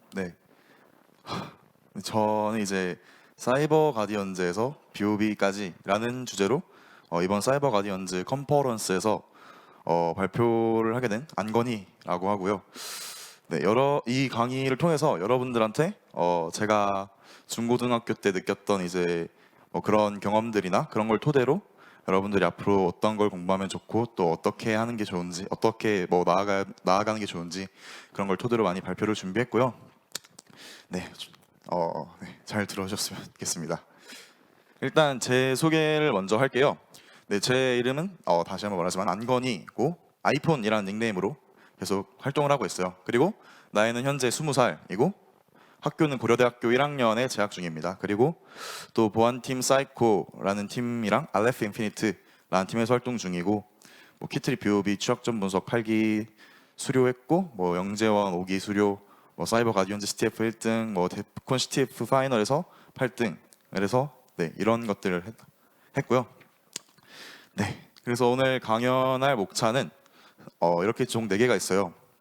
일단 사이버 가디언즈에서 BOB까지라는 거에서는 이제 제 중학교 때부터 사이버 가디언즈랑 BOB를 거쳐서 지금까지 오기까지의 과정들을 설명을 하면서 제가 이제 보안을 공부할 때 어떤 걸 중요하게 느꼈고 어떤 게 필요할 것 같았다라는 것들에 대해서 이제 짧게 설명을 해드릴 거고요. 그리고 이제 그거를 토대로 보안을 공부하려면 어떻게 해야 하는지, 어떤 것들이 좋은지, 어떤 활동을 하는 게 좋은지 그런 것들을 이제 두 번째 목차에 두 번째 보안을 공부하려면 에서 설명을 해드릴 거고 그 다음에 이제 마무리 목차에서는 이제 그 전에 발표했던 것들을 이제 총합으로 정리를 하고 네, 마무리를 할 거고 그 다음에 이제 질의응답을 받을 예정입니다. 네, 그래서 사이버 가디언즈에서 BOB까지 여러분 혹시 다 게임이나 운동 같은 거 굉장히 좋아하시나요? 저는 이제 사실 중학교 때만 해도 보안이나 컴퓨터 시험 해킹 이런 거에 대해서 아무것도 몰랐어요. 그냥 정말 딱 중학생 하면은 생각나는 PC방 가서 게임하고 체육 시간에 놀고 그런 학생이었어요. 그런데 이제 제가 계속 집에서도 컴퓨터 게임만 하고 하다 보니까 아버지께서 이제 너 계속 그렇게 컴퓨터나 할 거면 그냥 그런 관련된 일이라도 해봐라 라고 하셔서 저한테 여러 직종들을 소개해 주시더라고요. 그래서 뭐 내가 뭘 할진 모르겠지만 그래도 이런 것들을 알아봐 주셨으니까 나도 알아봤고 굉장히 되게 재밌어 보이고 멋있어 보이는 거예요. 그래서 그쪽으로 진로를 결정했는데 이제 그러려면 이제 고등학교를 진학을 해야 되잖아요. 그래서 제가 설린인터넷 고등학교라는 고등학교에 진학을 하게 됐어요. 그래서 진학을 해서 뭐 해킹 동아리도 들어가고 뭐 학생회도 들어가고 이런저런 많은 활동을 했어요. 학교 내에서 할 수 있는 것들을.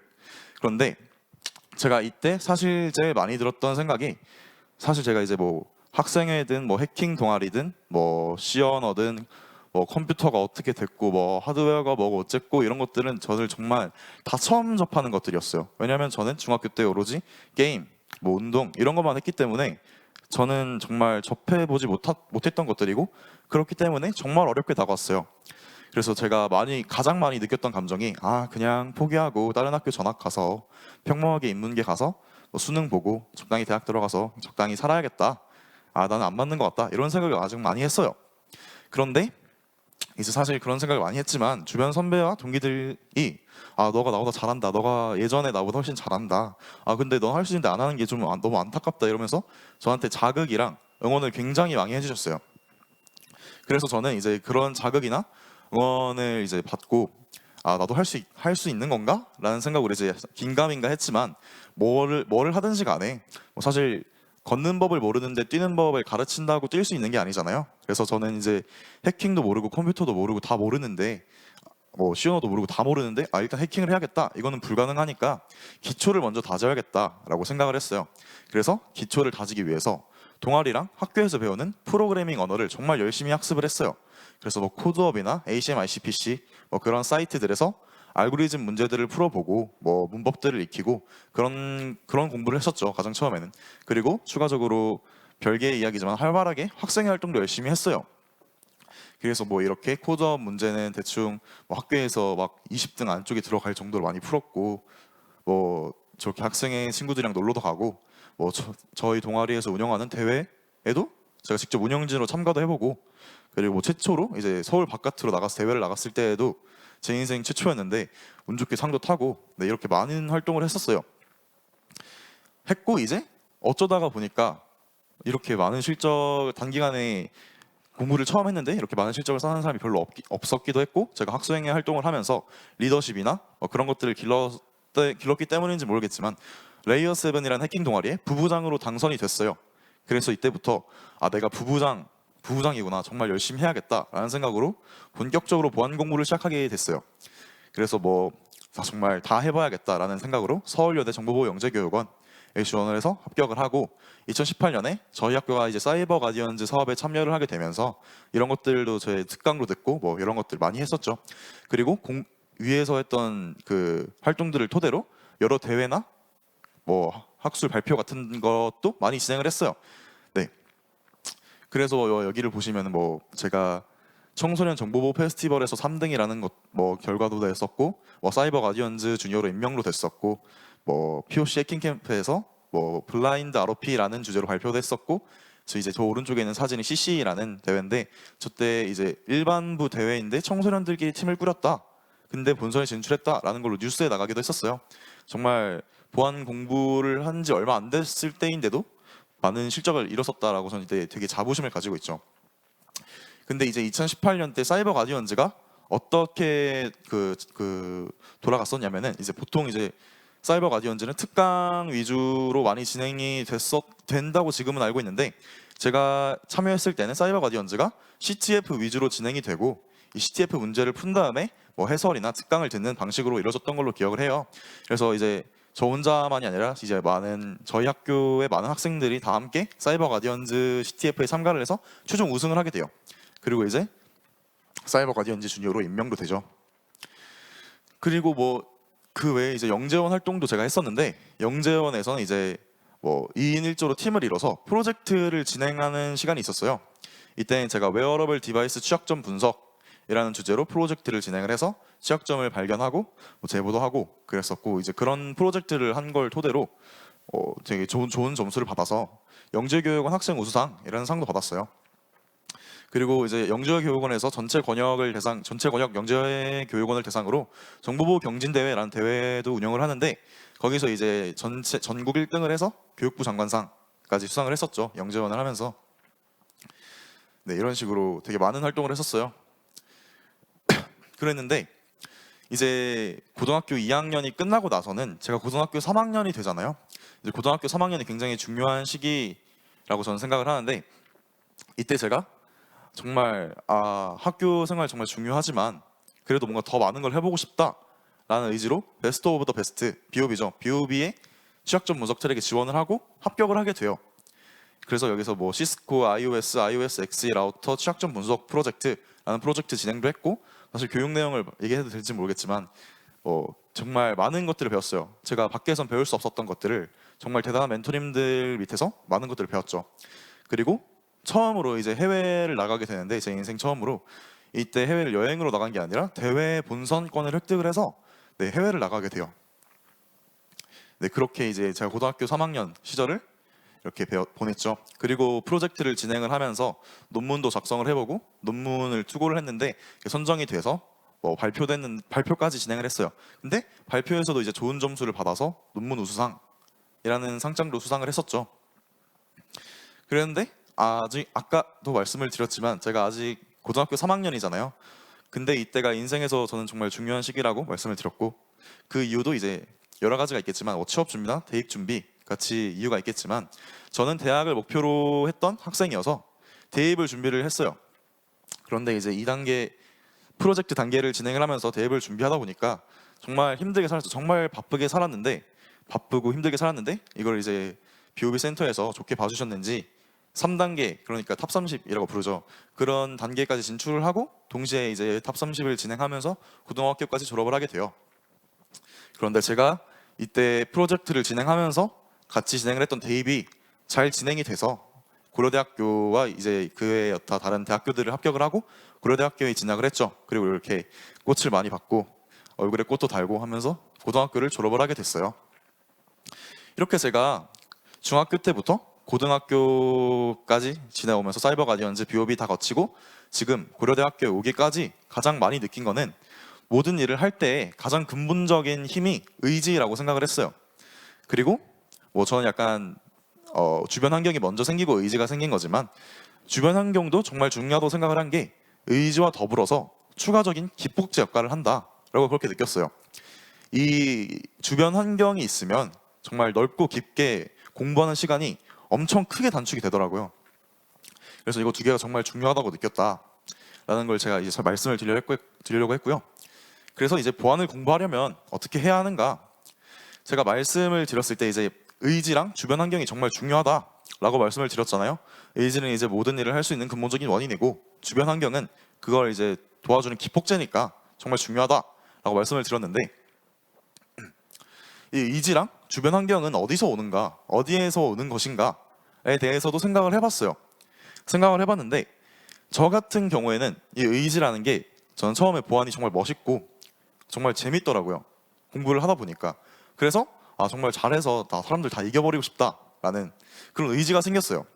그래서 정말 간절해졌고 열심히 하게 됐는데 이게 저한테는 의지가 됐던 거라고 생각이 들어요.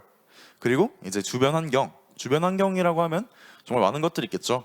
부모님도 솔직히 주변 환경 쪽에 속하는 거고, 네, 그럴 텐데 저한테 가장 이제 보안 관련해서 와닿았던 거는 부모님의 지원도 있었고 관련 고등학교에 진학을 했던 것, 그리고 관련 고등학교에서 여러 가지 활동을 했던 것, 그리고 지금 제가 진학한 대학교도 보안 관련된 학과니까 정말 다 주변 환경도 이런 것들이 저한테 주변 환경으로 다가왔다라고 생각을 해요. 그래서 의지를 가지고 시작을 하려면 어떻게 해야 하는가, 그리고 그 의지를 놓지 않고 계속 공부를 하려면 어떻게 해야 하는가, 저는 이거에 대해서 정말 많은 고민을 했어요. 그런데 제가 어떤 강연에서 I+1의 법칙이라는 말을 들었어요. 이 I+1의 법칙에 대해서 짧게 줄여서 얘기를 하자면 정말 자신의 실력에 알맞게 꾸준히 실력을 키워나가는 거를 이제 I+1의 법칙이라고 설명을 할 수가 있어요. 그래서 이제 단순하게 장난삼아 이제 표를 만들어 봤는데, 이제 초보자가 쉬운 일들을 해결하면 재미가 있겠죠. 재미가 있겠지만 사실 자기한테 쉬운 문제니까 그렇게 도움이 된다라고 말하기는 힘들어요. 하지만 이제 보통 수준에 되는 일을 해내게 되면은 재미가 있어요. 재미가 있지만 도움까지 돼요. 물론 근데 어느 정도의 고통을 감내해야겠죠. 하지만 이제 초보자가 어려운 문제를 해결하려고 하면은 재미도 없을 뿐더러 도움조차 되지가 않겠죠. 왜냐하면은 접근조차 할 수 없는데 이게 도움이 되기가 힘드니까. 그래서 이제 초보자가 보통 수준의 일들을 계속 해결하다 보면은 어느 정도 중급자 수준이 되겠죠. 이런 중급자가 이제 쉬운 일들을 해결하는 거는 사실 재미도 없고 도움도 안 될 거예요. 왜냐면 이미 많이 해봤던 것들이고 더 이상 뭐 이미 어느 정도 수준만 대충 딱 하면은 답이 나오는 것들인데 정말 재미도 없고 도움도 안 되겠죠. 그래서 이제 중급자들이 보통 수준의 문제들을 해결하다 보면은 재미는 있겠지만 사실 큰 도움은 되지 않을 거예요. 하지만 이제 보통 수준에 되는 중급자 수준의 사람들이 어려운 문제들을 해결하려면 이제 해결하다 보면 재미가 있고 도움도 되겠지만 이때도 물론 어느 정도의 고통을 감내해야겠죠. 네, 이런 식으로 이제 자신의 수준에서 한 단계 더 높은 그런 일들을 해결하면서 꾸준히 실력을 기르는 게 I+1의 법칙이다 라고 저는 생각을 해요.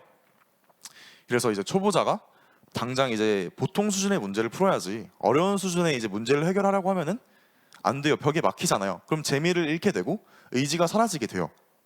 그래서 자, 꾸준히 천천히 실력을 늘려나가면 보안을 공부하는 의지도 계속 키워나갈 수 있고 그걸 유지하면서 실력도 많이 늘려나갈 수 있다라는 걸 이제 얘기해 드리고 싶었고요.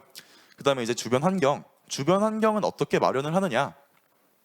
뭐 주변 환경은 뭐 관련 학교나 뭐 그런 곳들에 진학을 하는 게 있을 거고 그 외에는 이제 관련된 대외 활동을 하는 게 있을 거예요. 그래서 관련 학교에 진학을 하려면 어떻게 해야 하는가? 관련 학교에 진학을 하려면 저는 사실 그렇지 못했지만 학교 생활을 성실히 하되 남는 시간을 활용을 해서 다양한 프로젝트나 뭐 대회 참가를 통해서 자신만의 포트폴리오를 생성하는 게 가장 중요하다고 생각을 해요. 그리고 자기 자신만의 이런 아이덴티티를 만들어서 자기 자신을 어필을 하고 자기 자신이 어느 정도 이렇게 열심히 해왔고 이런 수준까지 달성을 해와서 정말 자기가 어떻게 될 수 있는 사람이다. 그렇게 자기의 포텐셜을 어필하는 게 정말 중요하다고 생각을 해요. 주변 사람들에게. 그럼 이제 자연스럽게 그게 대학 대입이든 고등학교 입시 준비든 하는 것들에게 정말 녹아 들어가면서 큰 도움이 될 거예요. 어떤 고등학교가 있겠느냐, 뭐 어떤 대학교가 있겠느냐 얘기를 해보면 뭐 설린 인터넷 고등학교, 제가 나왔던 고등학교인데 저는 이 고등학교가 정말 보안 공부에 최적화되어 있다라고 생각을 해요. 뭐 그리고 한국 디지털 미디어 고등학교, 이 학교에도 정말 좋은 선배분들이 계시고 그 사이버 가디언즈 사업도 참여하고 있어서 정말 좋은 학교죠. 그 외에도 이제 뭐 사이버 가디언즈 사업을 참여하거나 여러 보안 프로젝트에 참여하는 그런 학교들이 많아요. 그런 학교들에 진학을 하면 좋은 이제 주변 환경을 마련할 수 있지 않을까 생각을 합니다. 그리고 이제 대학교에 진학을 할 때 사실 대학교는 뭐 이 대학교는 보안이 잘해, 저 대학교는 보안을 잘해 이런 게 아니라 학과가 중요한 거잖아요. 그래서 뭐 보안 관련 학과를 진학하는 게 좋느냐 아니면 뭐 컴퓨터공학과 아니면 소프트웨어학과 뭐가 좋은지 모르겠다라고 하시는데 사실 저는 그렇게 생각을 해요. 이 세 개의 학과는 근본적으로는 틀은 똑같아요. 그래서 사실 어느 학교에 진학을 하든 배울 수 있는 능력은 비슷하다고 생각을 하는데 이 학교에 진학을 해서 여러분들이 그래도 더 깊게 배우고 싶은 부분, 뭐 자기가 컴퓨터 사이언스에 대해서 공부하고 싶다 그러면 컴퓨터 공학과에 가서 공부를 하는 거고, 자기가 이제 좀 하이 레벨의 언어나 그런 테크니컬한 기술들을 다루고 싶다 그럼 소프트웨어학과를 진학하는 거고, 저는 뭐 그 외에 다른 보안 관련 일들을 더 해보고 싶다 하면 이제 보안 관련 학과를 진학하는 거라고 생각을 하는데 사실 근본적으로는 같으니까 어느 학과를 들어가든 이제 열심히 하면 다 이제 배울 수 있다. 그냥 이제 관련된 IT 관련된 학과를 진학을 하면 이제 주변 환경을 마련할 수 있지 않을까 하는 생각을 합니다. 그리고 이제 관련 대외 활동은 어떻게 하는가?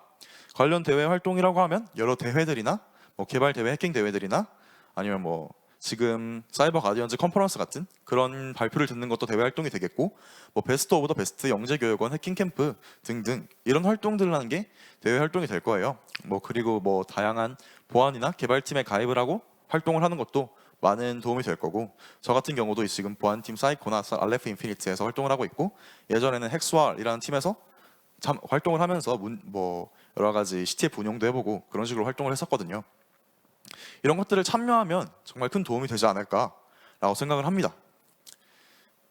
네, 그래서 이제 뭐 왜 사이버 가디언즈를 추천하는가? 저 같은 경우는 사이버 가디언즈 주니어에서 사이버 가디언즈 강사로 현재 지금 활동을 하고 있어요.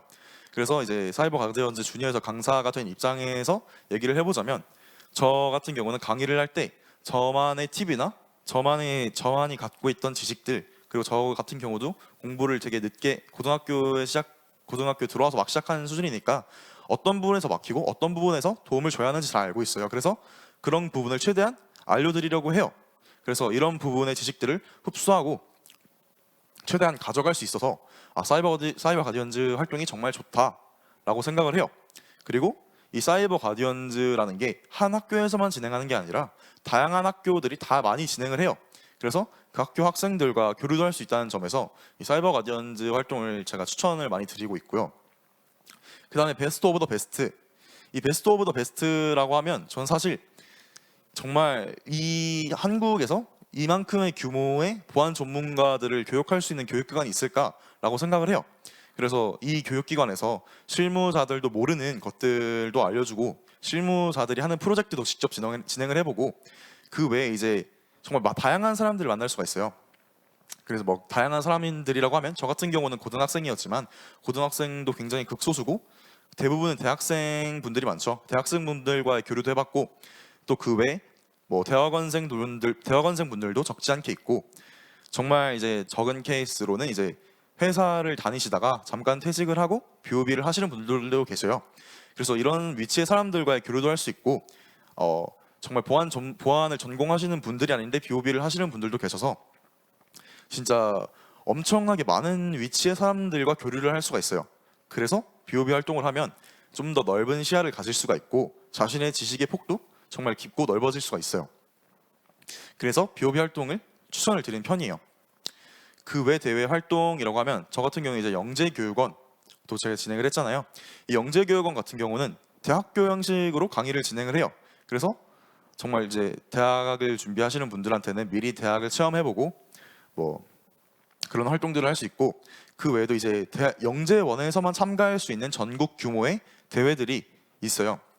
그래서 이런 대회에도 참여할 수 있다는 게 큰 메리트로 다가왔다고 생각을 해요.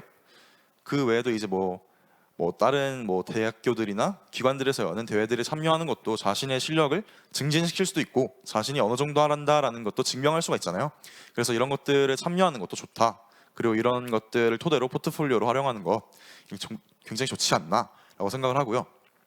그 외 보안이랑 개발팀 활동 이 부분 약간 이 부분이 BOB를 추천하는 이유랑 비슷해요. 다양한 학교나 회사에 실제로 재학하거나 재직 중이신 분들이 굉장히 많아요. 이런 분들과의 다양한 교류를 하는 것 이런 것들이 엄청나게 큰 메리트로 다가와서 추천을 드리고 있어요. 그래서 이런 것들을 하면은 보안을 공부할 때 정말 크게 작용하지 않을까라고 생각을 합니다. 그래서 최종적으로 마무리를 지어보면 사실 이제 보안을 공부하든 어떤 것을 공부하든 간에 가장 중요한 거는 자신의 의지라고 생각을 해요. 자신이 얼마만의 재능이 있고 얼마나 좋은 환경을 가지고 있더라도 자기가 할 의지가 없다면 할 수가 없겠죠. 그래서 자신의 의지를 다지는 게 가장 중요하지 않을까라는 생각을 해요. 그리고 자신만의 주변에 좋은 환경을 갖추기 위해서는 주어진 학업을 가장 먼저 충실히 하는 게 중요하다고 생각을 해요. 그리고 학업을 충실히 하다가 남는 시간에 자신들이 이제 하고 싶은 대외 활동들을 하는 게 가장 좋지 않을까라고 생각을 합니다. 예를 들어서 사이버 가디언즈, 베스트 오브 더 베스트, 영재교육원, 해킹 캠프, 그 외 등등등 이런 것들을 하는 게 좋지 않을까 생각을 해요. 그래서 이런 것들을 이제 추천을 드리고 이걸 마무리로 이제 발표에 대해서 질의응답을 받으려고 해요. 그래서 지금 질의응답이 익명 왔는데 정보보안에 관심 있는 고등학생입니다. 어떤 공부부터 시작할지 막막한데 조언을 해주세요 라고 하는데 저 같은 경우에는 사실 처음 공부를 할 때 어떤 걸 해라 라기보다는 일단 자신이 어떤 걸 하고 싶은지부터 확실히 아는 게 중요하다고 생각해요. 정보보안에 막연히 관심이 있지만 정보보안이라는 것도 분야가 정말 다양하기 때문에 어떤 분야가 있는지 먼저 알아보고 이 분야를 공부하려면 어떻게 이제 어떤 것들을 공부해야 하는지 그런 것들을 알아보는 게 중요하다고 생각을 해요. 그리고 이제 특성화고에서 대입 준비가 어렵지는 않았나요? 라는 질문이 왔는데 저 같은 경우는 사실 특성화고에서 대입 준비가 어려웠죠. 왜냐하면 사실 특성화고라고 하면 대학에서 얘네들은 취업을 하는 학교인데 왜 대입을 준비하는 거지? 이렇게 생각하는 것도 있고 어느 정도 그런 부분이 있지만 저 같은 경우는 이제 특기자로 준비를 했었고요. 대학을. 그리고 그 외 학종들로 이제 준비를 했는데 자신이 충분히 이제 학업을 충실히 노력을 하고 그 외에 이제 대외 활동을 열심히 하면 충분히 대입도 가능하다고 생각을 합니다. 네, 그리고 앞 시간에 진로 특강을 들어보니 정보보안 진로가 매우 다양한데 어느 분야로의 진출을 희망하시나요? 네, 저 같은 경우는 오펜시브 리서치 쪽을 희망하고 있어요. 그래서 여러 기업들의 기업들을 대상으로 모의 해킹을 하고 컨설팅을 하고 그 외에 제 연구도 하고 하는 그런 것들을 희망을 하고 있습니다. 네, 보안 공부를 할 때 가장 막막했던 점이 있나요? 저 같은 경우는 처음 시작할 때가 가장 막막했다고 생각을 해요. 왜냐하면 이제 제가 어느 정도 할지 아직 저도 모르고 어떤 걸 공부해야 될지도 모르고 당장 주변에 사실 아는 사람도 없었으니까 어떻게 해야 될지 몰라서 그게 가장 막막했다고 생각을 해요. 네. 현재 시스템 해킹을 위주로 공부하고 있는 학생입니다.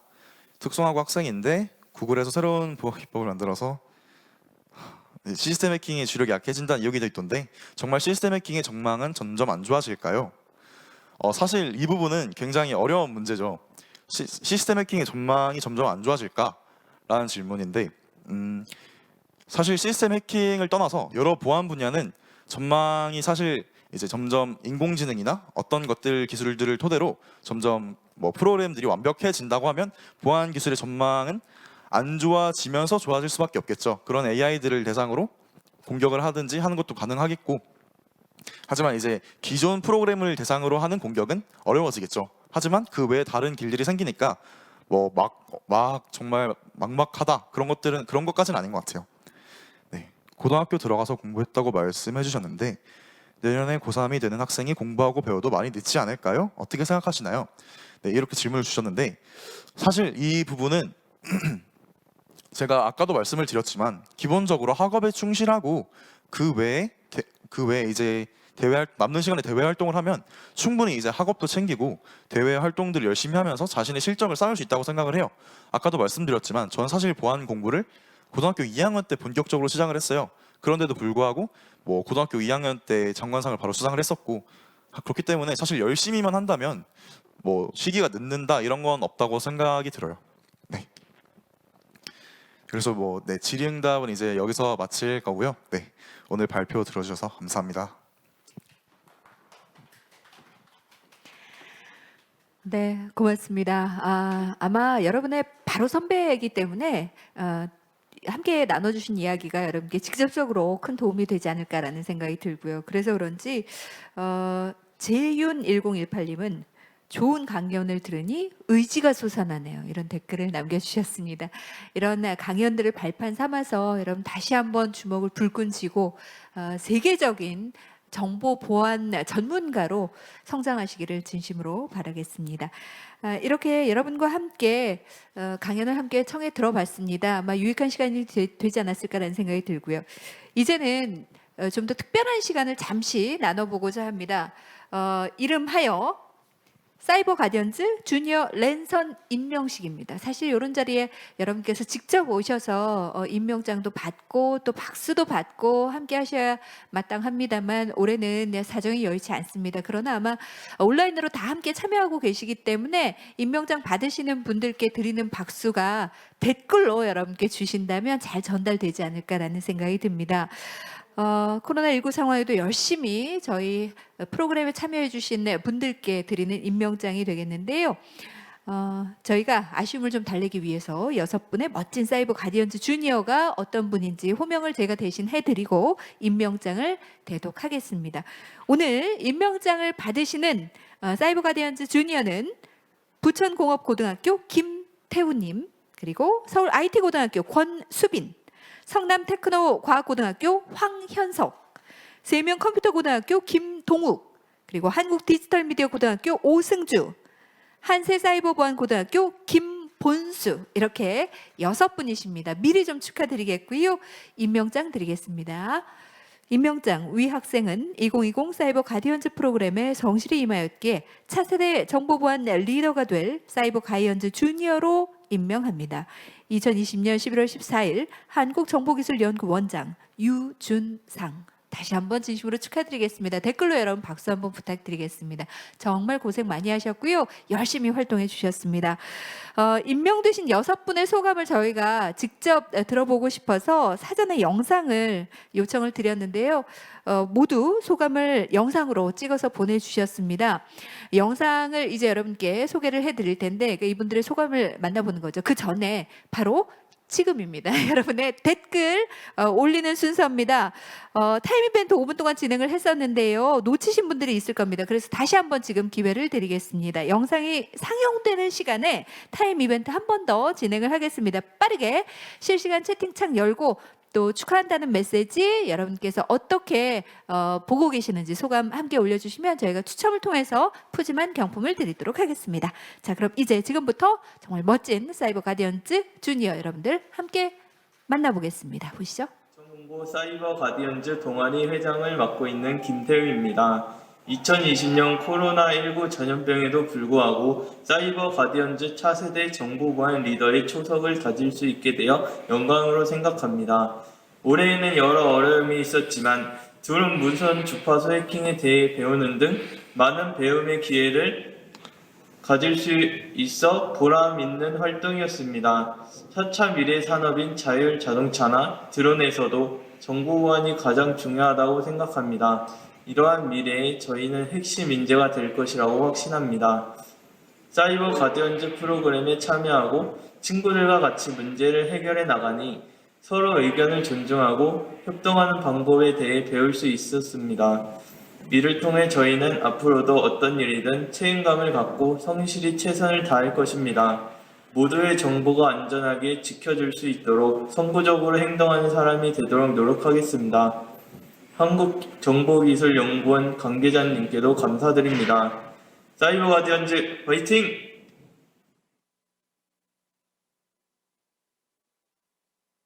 안녕하십니까. 저는 서울 IT 고등학교 네트워크 보안 솔루션과 2학년 권수빈입니다.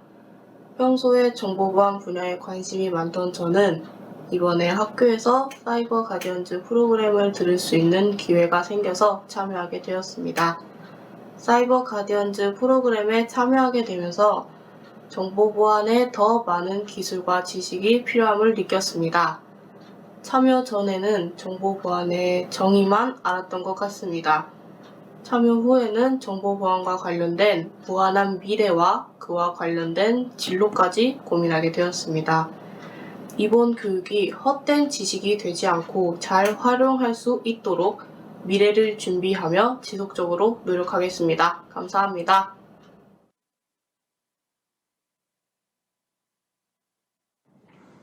안녕하십니까. 저는 이번 사이버 가디언즈 주니어 임명식에서 대상자로 선정된 성남테크노과학고등학교 황현석입니다. 사이버 가디언즈 주니어 대상자로 선정되어서 몹시 기쁘고 학교의 대표가 되었다는 것에 약간 좀 책임감을 느끼고 있습니다. 하지만 앞으로 더욱더 공부하여서 사이버 가디언즈 주최 측에 어울리는 인물이 되고 싶습니다. 학교 수업 시간에는 CCNA 기반의 네트워크 기초, HTML, 자바스크립트, C 언어, 파이썬 등을 배웠으며 방과 후에는 C 언어 기반의 시스템 프로그래밍 기초, 리버싱 등을 배웠고 또 특강 때는 특강 선생님이 오셔서 웹패킹, 인젝션 등을 가르쳐 주셨습니다. 가장 인상 깊었던 수업은 그 인젝션 수업을 가르쳐 주셨을 것 같습니다. 왜냐하면 그 URL로 웹페이지를 해킹할 수 있다는 것 자체가 몹시 놀라웠기 때문에 사이버 가디언즈에서 운영하는 수업을 들으며 작년에는 기초적인 C 언어 문법밖에 몰랐는데 이제는 여러 대회에서 입상을 하며 점점 꿈을 키워나가고 있고 내년에는 BOB 탑10에 꼭 들어서 좋은 성적을 남기고 싶습니다.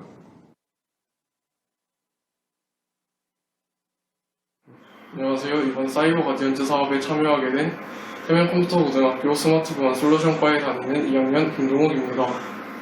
이번 프로그램에 참여하기 전에는 정보보안 분야에 관심은 많았지만 어떻게 접근해야 하는지 어려웠고 수업에 따라가지 못하면 어떻게 하나 걱정이 많았습니다. 근데 이번 프로그램에서 강의해주신 강사님들께서 쉽고 재미있게 잘 설명해 주셔서 정보보안 분야에 더 관심이 가고 흥미가 더 생겼습니다. 만약 정보보안 분야에 관심이 있는 학생이라면 꼭 한번 도전해 보셨으면 좋겠습니다. 이번 사이버 가디언즈 사업은 끝났지만 앞으로 더 열심히 공부하는 제가 되겠습니다. 지금까지 사이버 가디언즈를 하며 너무 재미있고 좋은 추억 만들어 주셔서 감사합니다.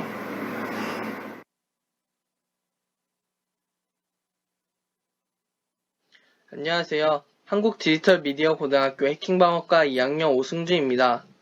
먼저 사이버 가디언즈 프로그램을 운영하며 질 좋은 강의와 다양한 활동을 위해 노력해주시는 관계자분들께 감사의 말씀 드립니다. 코로나19로 인해 예년처럼 오프라인으로 사이버 가디언즈 프로그램에 참여할 수 없다는 소식을 듣고 많이 아쉬웠지만 온라인 교육 플랫폼을 통해 다양한 정보보안 분야의 현업 전문가분들의 생생한 강의를 학교에서 집에서 들을 수 있었다는 점이 저에게 큰 기대감으로 다가왔었습니다. 사이버 가디언즈 교육 플랫폼의 온라인 교육을 수강하며 저는 정보보안 분야에 대한 적성과 흥미에 대해서 다시 한번 확인하게 되었고 정보보안 전문가가 되기 위한 더욱 강한 열망을 가질 수 있었습니다. 이런 기회를 주셔서 감사드리며 사이버 가디언즈 주니어로 임명된 만큼 올바른 정보보안 전문가가 되기 위해 더욱 열심히 노력하겠습니다. 감사합니다.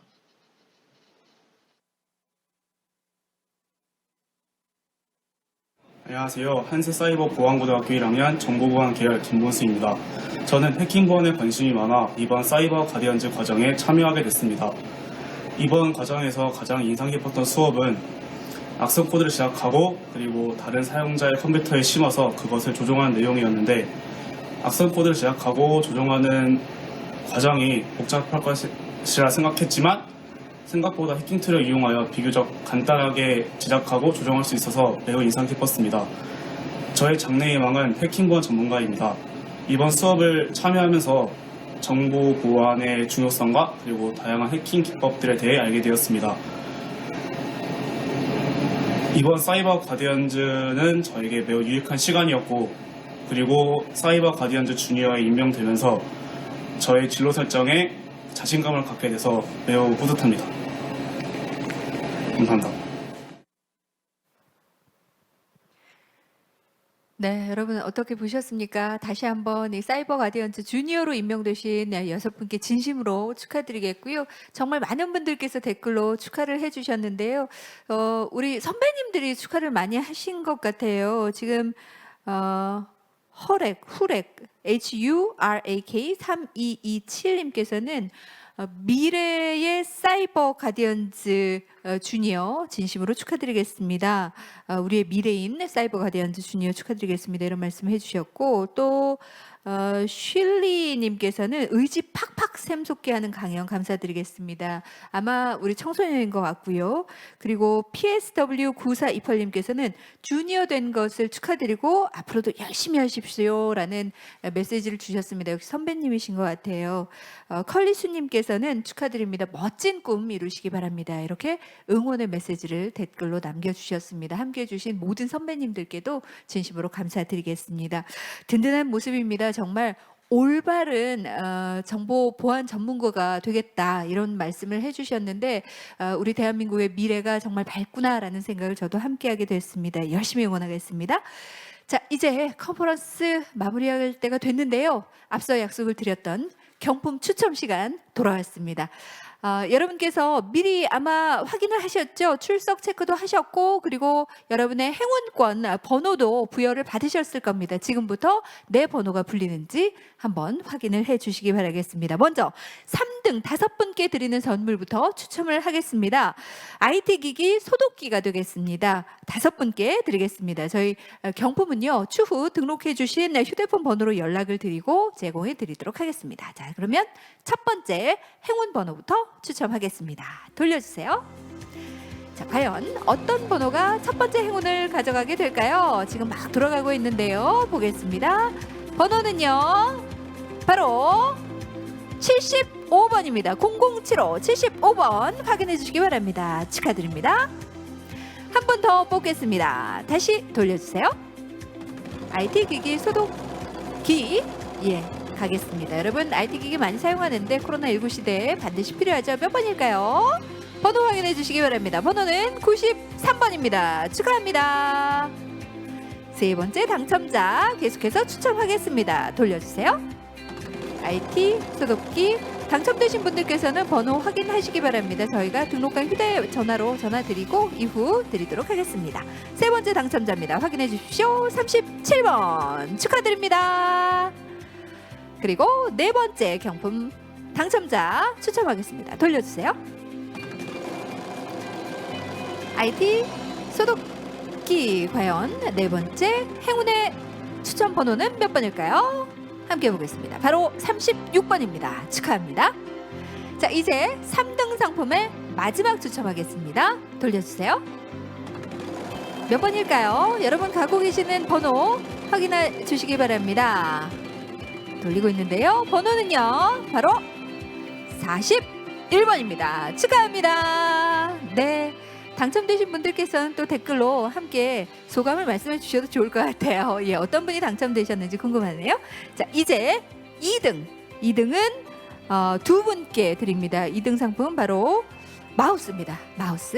자, 그러면 첫 번째 행운의 주인공부터 뽑아볼까요? 돌려주세요. 여러분 번호 확인하시기 바랍니다. 행운의 추천번호 과연 몇 번일까요? 지금 약 100분께서 함께 참여를 하고 계시는데요. 번호는요 9번입니다. 축하합니다. 계속해서 추첨하겠습니다. 마우스 갑니다. 두 번째 행운의 당첨자 돌려주세요. 여러분의 행운 번호 함께 확인하시기 바랍니다. 마우스 어디로 갈까요? 번호는요 바로 35번입니다. 축하합니다. 네, 이제 마지막 한 분 남아 있습니다. 두근두근하죠. 예. 1등 한 분에게는 키보드 드리겠습니다. 키보드 1등 한 분 지금부터 추첨합니다. 돌려주세요. 과연 어떤 분께서 마지막 행운을 가져가게 되실까요? 궁금한데요. 여러분 번호 확인하시기 바랍니다. 번호는요. 나와주세요. 55번이네요. 55번 축하합니다. 네, 끝까지 함께해 주신 여러분께 진심으로 감사 인사드리겠고요. 오늘은 앞서 말씀드린 것처럼 우리 미래의 주인공들뿐만 아니라 함께 지금 이 땅에서 정보 보안 그리고 보안 기술을 위해서 애쓰고 계시는 우리 선배님들도 함께 하셨습니다. 응원해 주셔서 감사드리겠고요.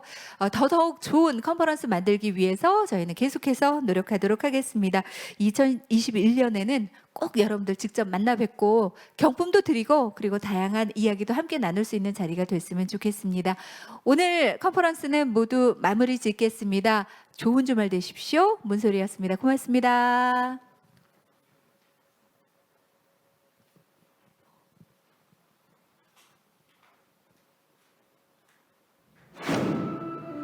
인공지능, 3월 인터넷 등 혁신 기술을 기반으로 하는 4차 산업혁명의 시대가 다가왔습니다. 그와 더불어 정보 보안의 중요성은 더욱 커졌는데요. 아날로그 시대에는 물리적 보안만 철저히 하면 대부분의 위협을 방지할 수 있었지만 빅데이터 시대라 불리는 지금 사이버 보안 위협은 배로 증가했습니다. 앞으로 중요성이 더 커질 사이버 보안을 위해 4세대 정보보안 전문가 양성에 힘을 기울이고 있는 곳이 있는데요. 대한민국 정보보안 꿈나무를 키우는 사이버 가디언즈입니다.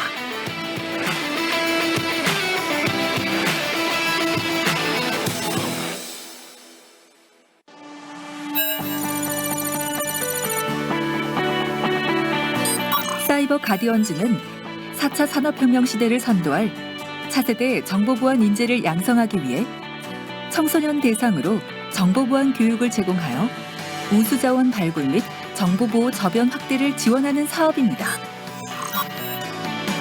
현재 사이버 가디언즈 보안 캠프, 정보보안 교육 운영 지원 사업, 사이버 가디언즈 지도자 양성 교육 등 중학교에서 고등학교로 이어지는 정보보안 교육 프로그램을 운영하고 있습니다.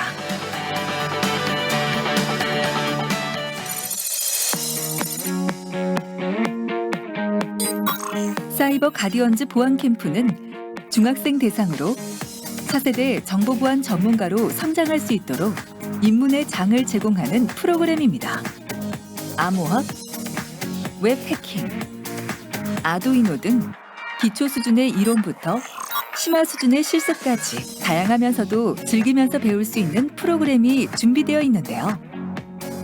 이처럼 사이버 가디언즈 보안 캠프는 중학생들에게 정보보안 분야에 대한 관심을 유도하고 중요성을 인식하게 해주고 있습니다.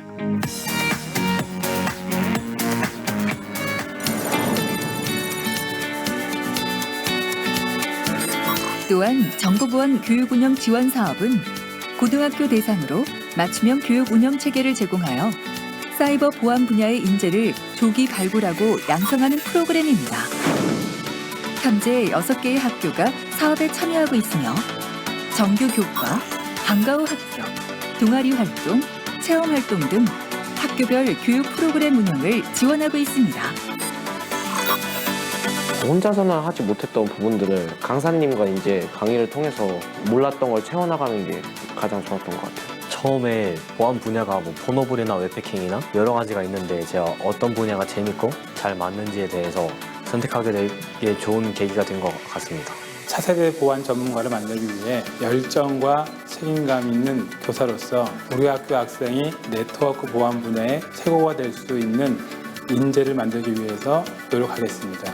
사업에 참여하면서 조금 더 실전에서 활용되는 기술을 습득한 것 같고요. 학생들이 실습과 실무 능력 겸비하는데 많은 도움을 받은 것 같습니다.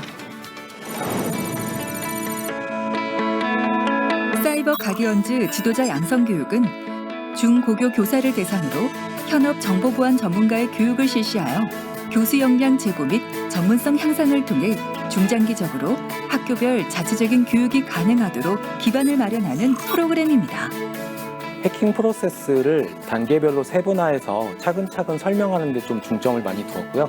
이 과정을 통해서 선생님들이 학생들을 지도하는데 해킹 단계별로 차근차근 설명하는 데 좀 도움이 많이 되실 거라고 생각을 합니다. 사실 학교에서 저희가 이렇게 깊은 지식을 갖다 얻기가 좀 힘들고 어려운데 저희가 여기를 거쳐서 나가게 되면 학생들에게 좀 더 심도 있는 수업을 할 수 있을 것 같아서 좋은 기회라고 여겨집니다. 유익한 내용들을 알려줄 수 있지 않을까 하게 되어서 참여하게 되었고, 이 연수를 마치게 되면 이제 학생들과 함께 그 정보 보안을 위해서 어떤 우리가 노력을 할 수 있을까 하는 부분들에 대해서 더 이야기를 많이 나눠볼 예정입니다. 의미 있는 컨퍼런스를 통해서 여러분들의 미래를 설계를 하고 여러분들을 지도하는 선생님과 함께 또 우리 기틀에 있는 스태프들과 함께 미래의 대한민국을 만들어가는데 여러분의 기대가 크고 난 여러분을 그렇기 때문에 사랑합니다.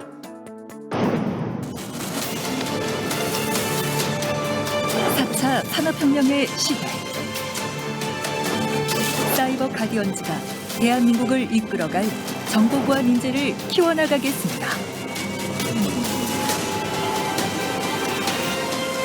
안전한 대한민국을 만드는 힘. 사이버 가디언즈.